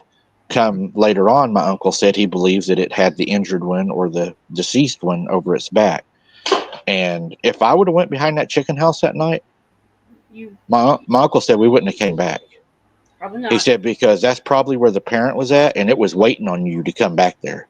Mm-hmm. And they probably saved my life from keeping me from going behind that chicken house at night. And I'm sure they probably did, because if I would have went back there, I think, didn't you say, Mom, that the one that you seen, it could stand behind the chicken house and look over the top of it? And yeah, the chicken house was probably 12 foot tall, and the one could stand behind it and look over it. Mm-hmm. So if we would have went behind that house that night, it probably would have been bad. Mm-hmm. Yeah, just like in my situation, my first encounter, the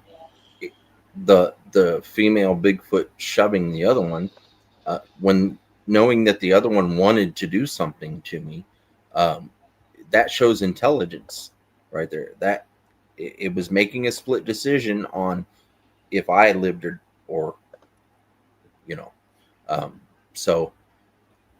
it's showing that, showing me compassion by shoving the one that was aggressive away, and then looking at me as to say, well, I'm sorry, but I gotta go.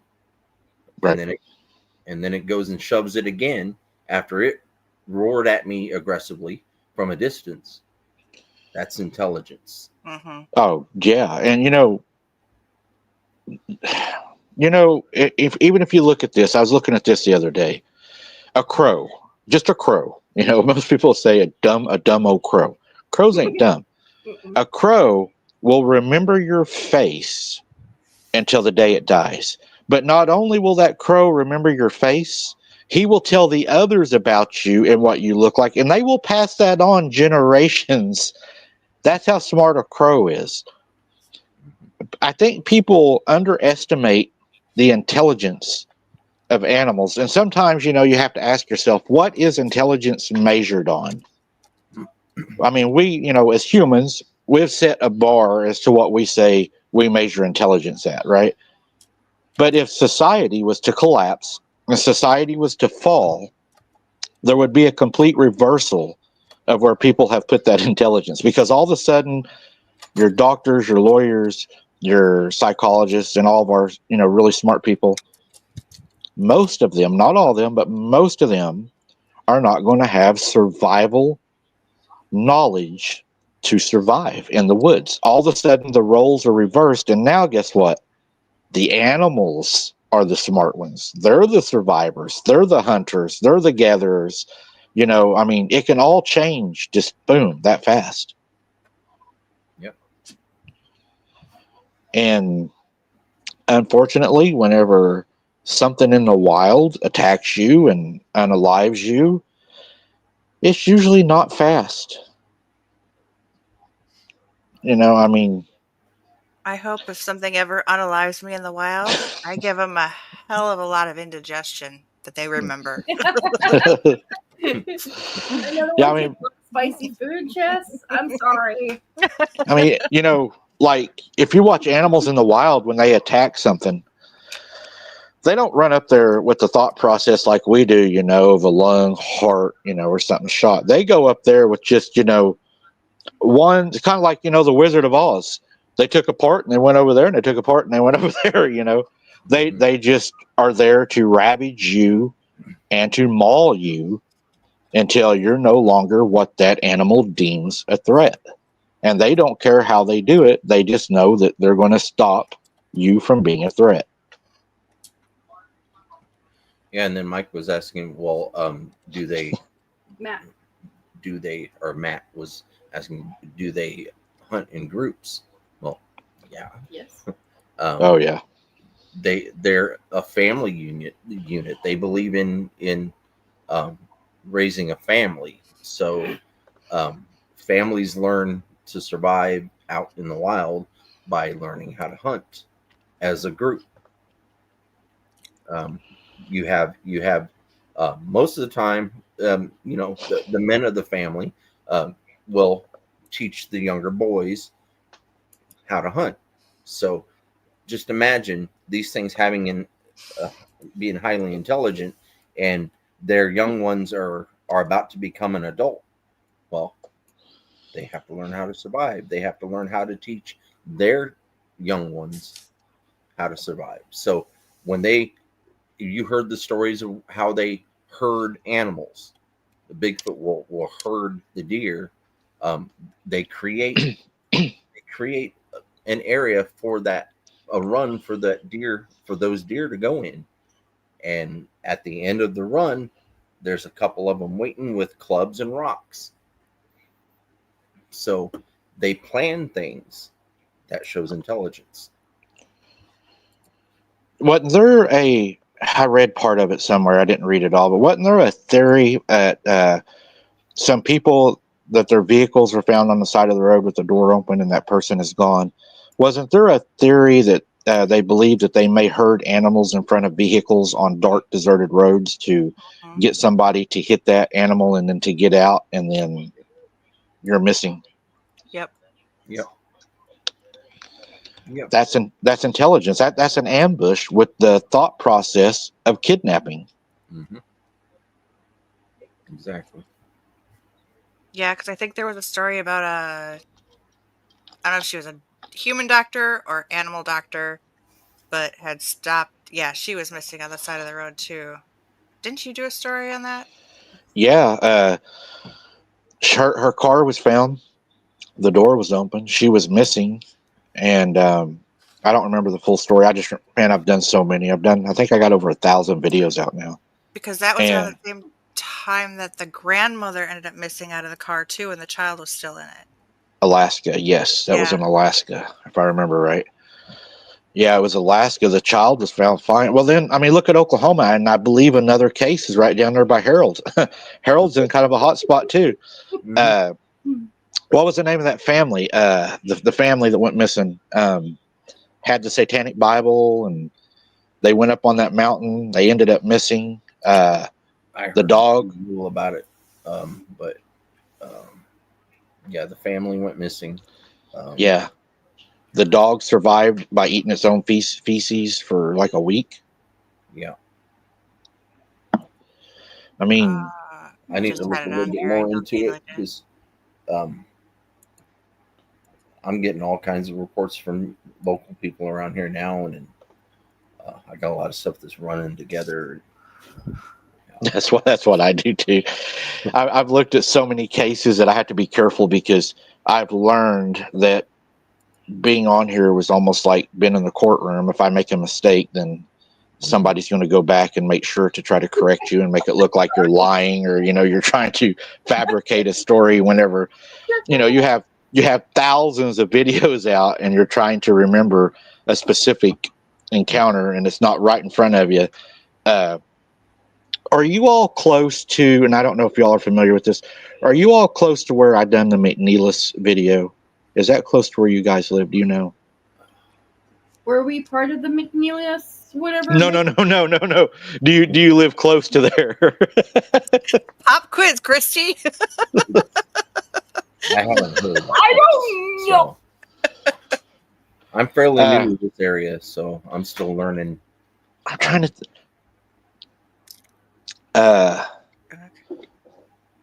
I want to. Well, I don't want to say because I don't want to dox you guys. I'll send you the case, Yeah. and that way y'all can look at it. I mean, that case, guys. I'm going to tell you right now. Whenever I done that case, that really changed my thought process on a lot of the cryptids. Whenever a body is moved from one area to another area and then moved back to another area just because they didn't want the public to know that something had took a child from a backyard to a pond, and they did not recover everything that was missing from the child. The placement of what had happened to a part of the child, the way it was placed, was not animalistic. To me, it was very satanic. It was very ritualistic. It was one of the most horrific things that I had ever. And I spoke to the father on that case, so I did speak directly to him, and only like a matter of days after it had happened. The things that happened, and that, I mean, just days after that happened, and again, down in Harold's territory, just days after that happened, there was a little girl went outside with her mom, and they were in the garage, and they were feeding their dogs. So the little girl, she gets her scoop of food, and she goes to the backyard to feed her dog. The mom hears the little girl scream. The mom runs around to the backyard. This little girl, Harold, had bite mark, right? Mm-hmm. Over her shoulder, down to her sternum area. What? And the same length in her back, the same length. I don't remember the exact amount of teeth, as in my report. They did not match any known animal. There was too many teeth. The little girl was taken to the hospital. She was spoke to the men in the black, and the little girl kept telling them, "That's not what I seen. That's not what I seen." They were trying to force a coyote on her. The little girl's statement of what she seen, that what bit her, was a large wolf-looking creature. She didn't say werewolf. Wolf-looking creature on it, but it ran on two legs. She said it had a long, bushy tail, and she said it ran on two legs and it jumped their fence. Well, the mom was so distraught about this that she was telling people in the neighborhood, "Watch your children. Don't let your children out." My daughter told them. They actually went to her house and told her that if she did not stop telling people that story, that they would arrest her for inciting violence and inciting fear and fear mongering. They threatened her. to shut up, or they was actually going to arrest her for Wow. telling people to watch your children. And she went to the hospital. She was going to fight it. She wanted people to know the truth. Right. So she goes and picks up the doctor's report, completely redacted and changed to it was a coyote that had bit her multiple times that made it look like that it was one big bite. It was all changed. She said it wasn't even the same report. And here's the kicker. A different doctor signed it, not even the doctor that seen her. Of And course. she said, we tried to find that doctor because we wanted to talk to him. Guess what? That doctor, they can't even find that he even exists, and nobody at the hospital knows him.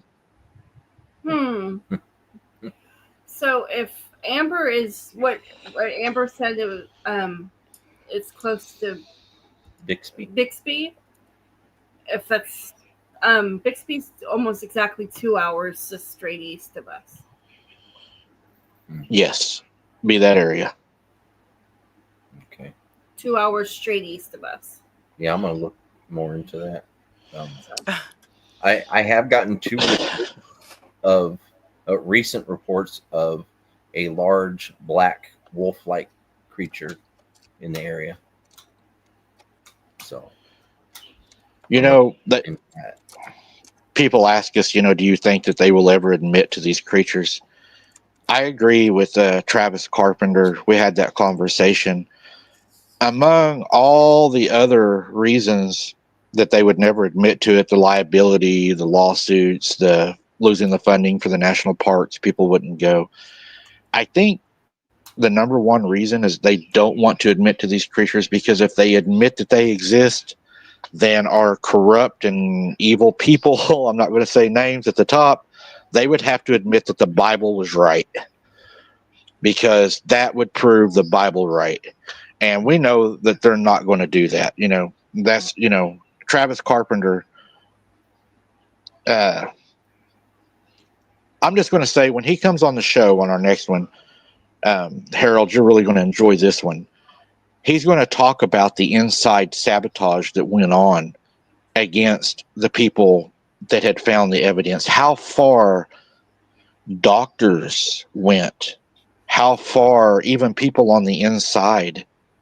They tried to sabotage this whole thing. In my eyes and in my opinion, Scott Carpenter pretty much proved what they was. DNA don't lie. We put people to death by DNA evidence.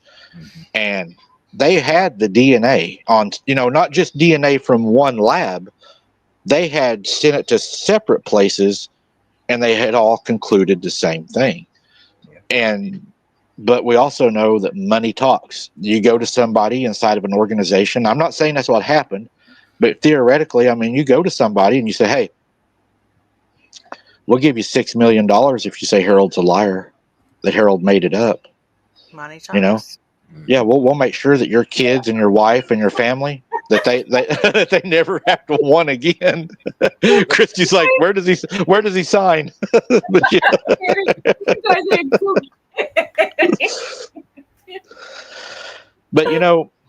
they're never going to admit to it for many reasons. They're not going to admit that the Bible's right. They're not going to admit to the Nephilim. They're not going to admit to the Iliad. They're not going to admit to any of that. They're not going to do it because of liability. They go bankrupt. They wouldn't be able to. Everybody that lost anybody is going to sue them. They're going to say, well, you knew they were out there. Like, there was something I looked at. A guy we're having on 401 files tomorrow. Harold, this is very interesting, and I caught this.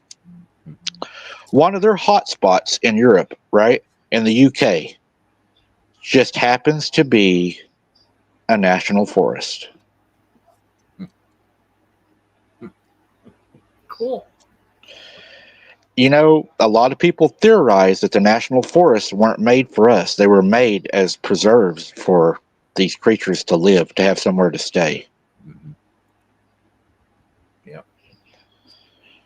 Dude, no, I'm not gonna go down that rabbit hole. Never mind. Go ahead. I remember we're rabbit holing tonight. I remember my high school teacher telling me that. And that was Not that long ago, actually. When when we were learning in history class about the state forests and the preserves and all of that stuff, and I remember him going into that these lands were set up to be preserved for, and that was the thing. He never specifically said for cryptids or Mhm. Bigfoot or anything like that, but the way he stated it originally was for things unknown that we should never know about. Yeah, when they found out that the the native people were telling the truth. Yeah, yeah. And what's the best way to shut them up? Put them on reservations under their control. Yeah. And yeah, we're not going to go there either. And Hey, when that doesn't work, you discredit them, and when that doesn't work, just keep. I'm gonna throw some information out, Harold, and I want your opinion because, ask Jesse. I'm always saying that I think that you know a lot of the Oklahoma stuff, and I think that you're smart. So I'm going to throw this out to you. This was just given to me. Jesse hasn't even heard this yet, and Christy, I think you'll like this too. So I was talking to a native that is an elder, even though I'm not native. Some say. And he trusts me enough to talk to me, I guess, but felt sorry for me. But what happened was he told me a story, and this really, I'm going to research it, and I think it can be took really further than this. But when we had the war, we had the natives helped in the wars, and the natives were what they call, the one of the movies was wind talkers, right? And they were told that if one of the natives were ever to be captured, our own people were to make sure they were unalived, that they were never captured alive because they didn't want them to break the code. They couldn't break their language. Mm-hmm. Well, he told me there was more to it than that. That wasn't the main reason that the natives were forced into the military. They were forced into government programs because they already had the connection with the cryptids and the Bigfoots, knew their language, and traded with them, and they were using the natives for the knowledge to trick them and to capture them to do their soldier program. Mm-hmm. That really hit me hard. I think most of the time the Native American people don't like to talk about the giant people or the what. Yeah, same as a lot of the military that served, like Washington State. They had to deal directly with the Bigfoot. Right. When the tragedy happened of Mount St. Helens, I know quite a few people that took part in that, and they want to come forward, but a lot of them are still active. Retaliation. So right, they can't talk. And what better people to get to make that negotiation than the people that already has a trust with them and connection with them. Mm-hmm. And I doubt we were asked to do it. I doubt us natives were asked to do it. I'm sure it was either you do it or, Mm-hmm. Whenever they took, our people to the reservations and stuff, they were actually tried and killed over just speaking their language. They weren't even allowed to speak their own language. Right. I mean, are you referring to the Native Americans or the creatures? The Native Americans. Oh, okay. Yeah. Sorry. Yeah, Harold's got me thinking now. Uh-oh.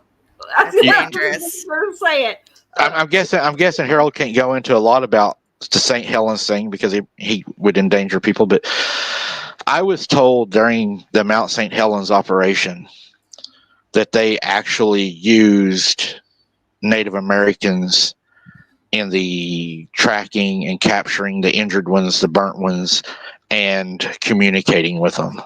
That was what I heard. I can't prove it. I don't know. It was told to me.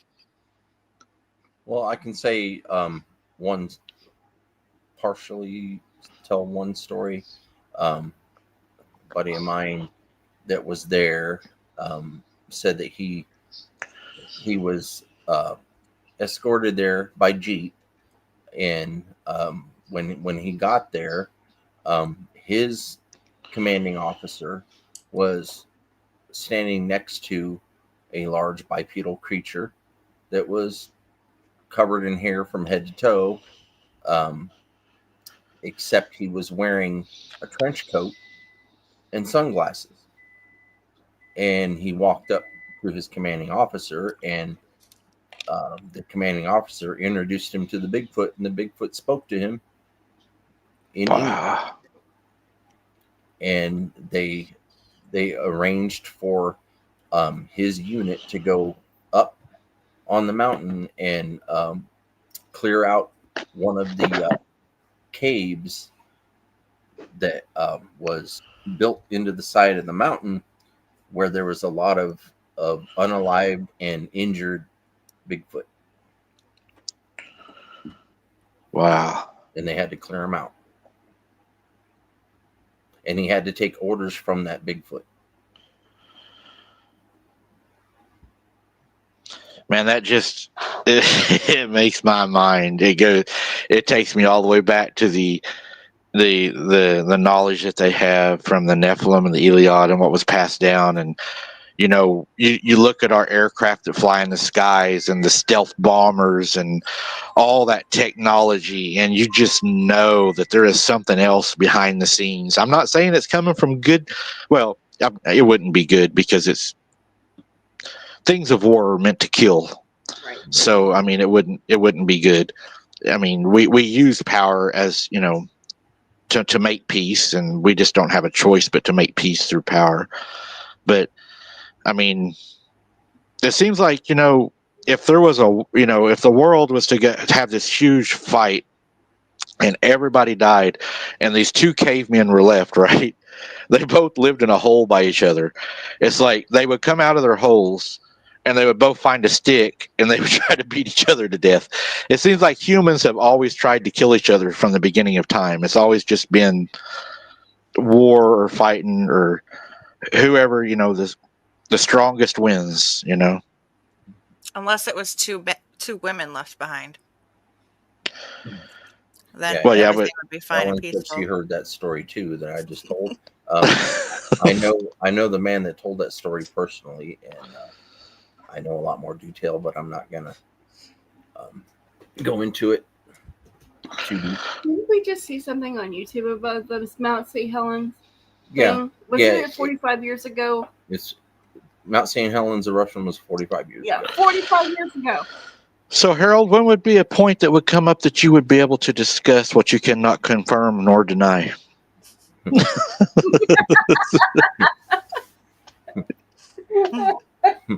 Well, You can't confirm or deny that. Well, I can neither confirm or deny that I know any more information at this point. But if any becomes readily available, you will share it with us first, right? I'm still trying to get someone to tell me a little more, but Wow. So having to wait. So why were they? And you probably can't answer it, but why were they so concentrated at Mount St. Helens? Is that the underground cave connection, you think? Yeah, there's more than one area like that in that region, and there's a reason why they call that area home of Bigfoot. are you saying these? Harold is sworn to not yet. Come on, Harold. All right. You've gotten me cracking up No. over here. I care about my friends. Right. Like, So that is interesting, because I'll tell you something I think is really interesting too, that Sunshine in our chat is going to really enjoy this one. I've done some research on it. This is only a theory. I cannot prove this, okay? And I brought this up a long time to her. You know, all of the craters around the world where they say that, you know, we have been impacted, you know, by asteroids and stuff from space. What if those aren't impact spots? I mean, there's approximately 200, and if not 200 exactly. Just trying to be cautious here. 200 fallen angels that fell. You have 200 seats in the top of a pyramid structure somewhere in the world that is set for a meeting that nobody knows that is supposed to happen in the future. But I guess we should say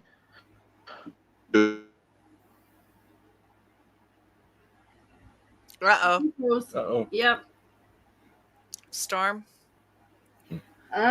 Maybe. I know that. Hang on. Yeah. Probably. Go away. Although, I think we did pretty good because he figured the storm was going to get sooner and have problems. Right.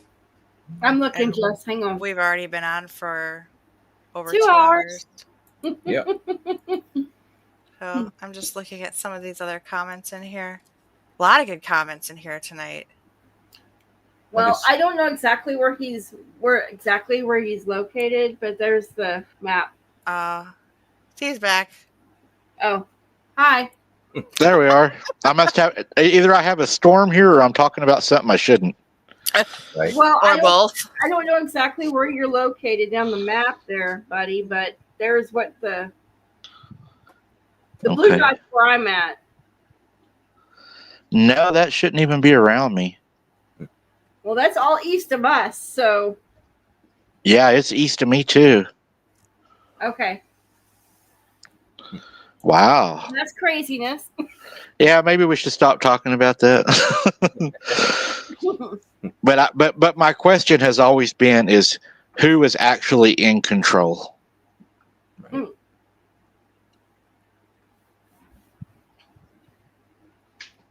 Yeah. There we go.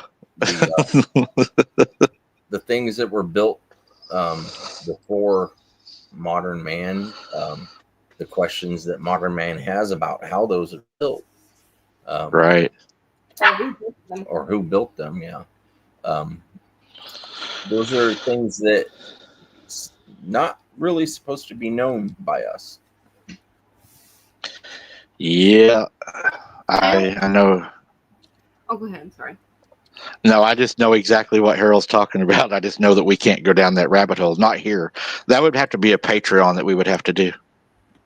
Kind of reminds me of the song "When We All Get to Heaven." Yeah. Exactly. Well, Harold, I've kept y'all here late. I've got 2 lives to do tomorrow. If you want to come in, you and Christy on the DA show, you're welcome to come in on that show for sure. All right.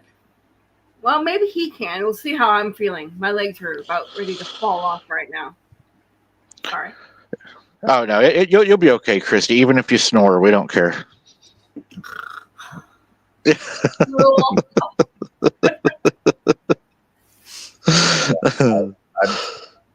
I'd love to have a conversation with DA myself. Yeah. So we'll probably be on tomorrow. Good. Good. Well, Harold, you and Christy, please tell everybody where they can find you guys at and what y'all are doing and everything. Because Ow. All right. Yeah, you can find us both on YouTube and on Facebook.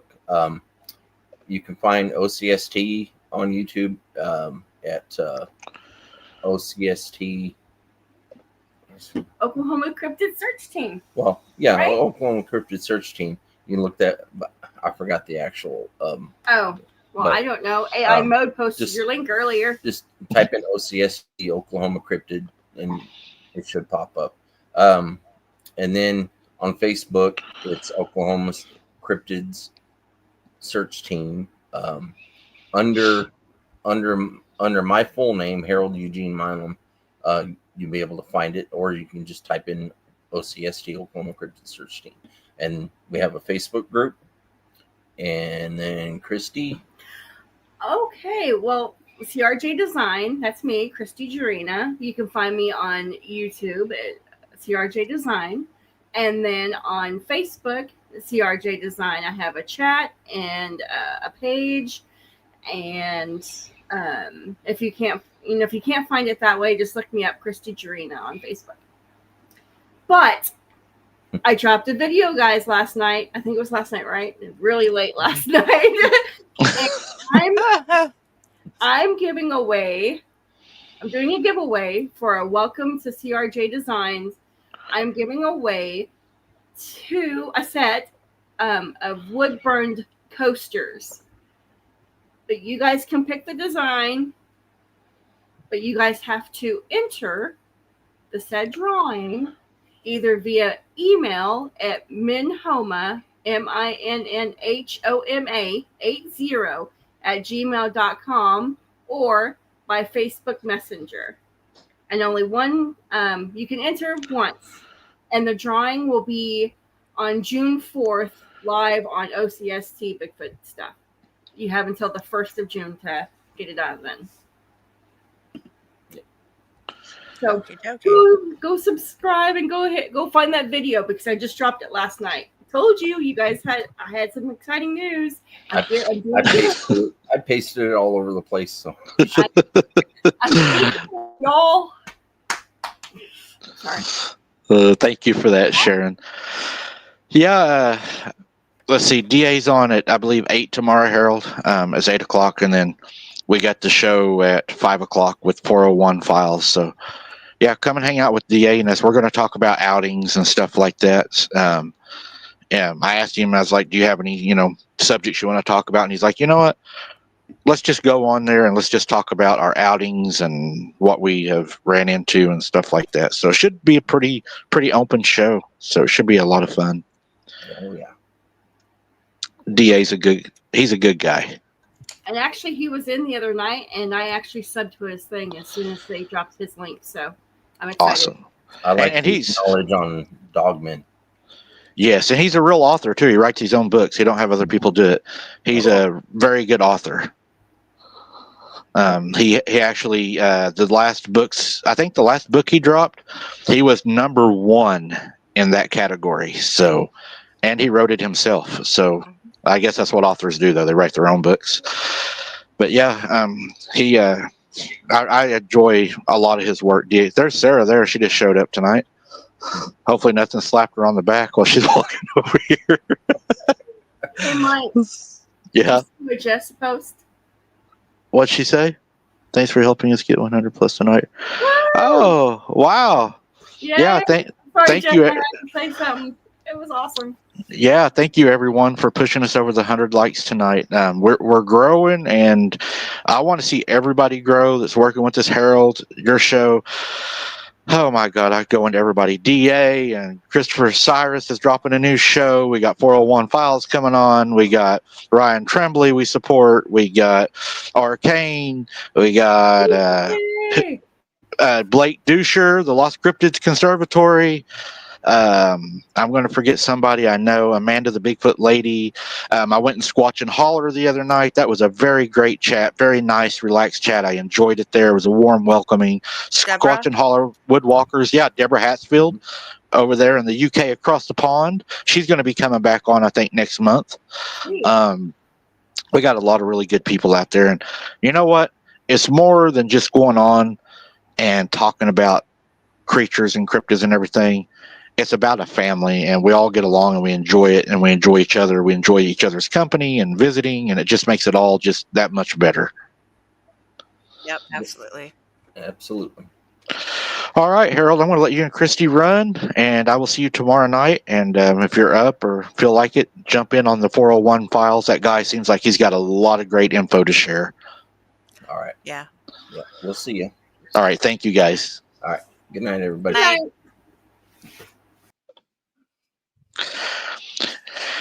Oh, Harold and Christy, they've done a lot for us. I mean, he jumps on right whenever we need him. I know they're tired, and we appreciate them coming on like that. It means a lot.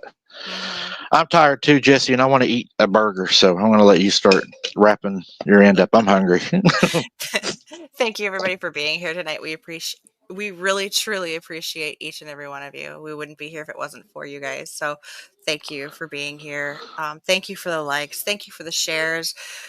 Please, everybody, stay safe, especially in these storms. Stay prayed up. God bless. Take care. We'll see you tomorrow night or 2 times. Yeah. Yeah, guys, we appreciate y'all showing up in chat tonight. It was a huge chat. Thank you for getting us over the 100 likes tonight. That means a lot to me. You guys are awesome. We have the best ones out there. Always have, always will. We appreciate each and every one of you. Thank you for the hearts for the boys. All the boys love seeing the hearts at the end. So they watch for that, and it means a lot to us. Hunter, I love you and miss you more than words can say. Still working on some things, but you're going to get to see me soon. We're working on it, and God is good, and God can always make a way, and there can be no darkness where there's light, and the light's fixing to shine everywhere. So God is good, and all glory to God for my life, the channel, everything I have, everything I've had, and everything I will have. I give glory to God. So until next time, guys, keep your head on the swivel. Don't be something's dinner, and we'll see you on the next. Good night, and God bless. Good night.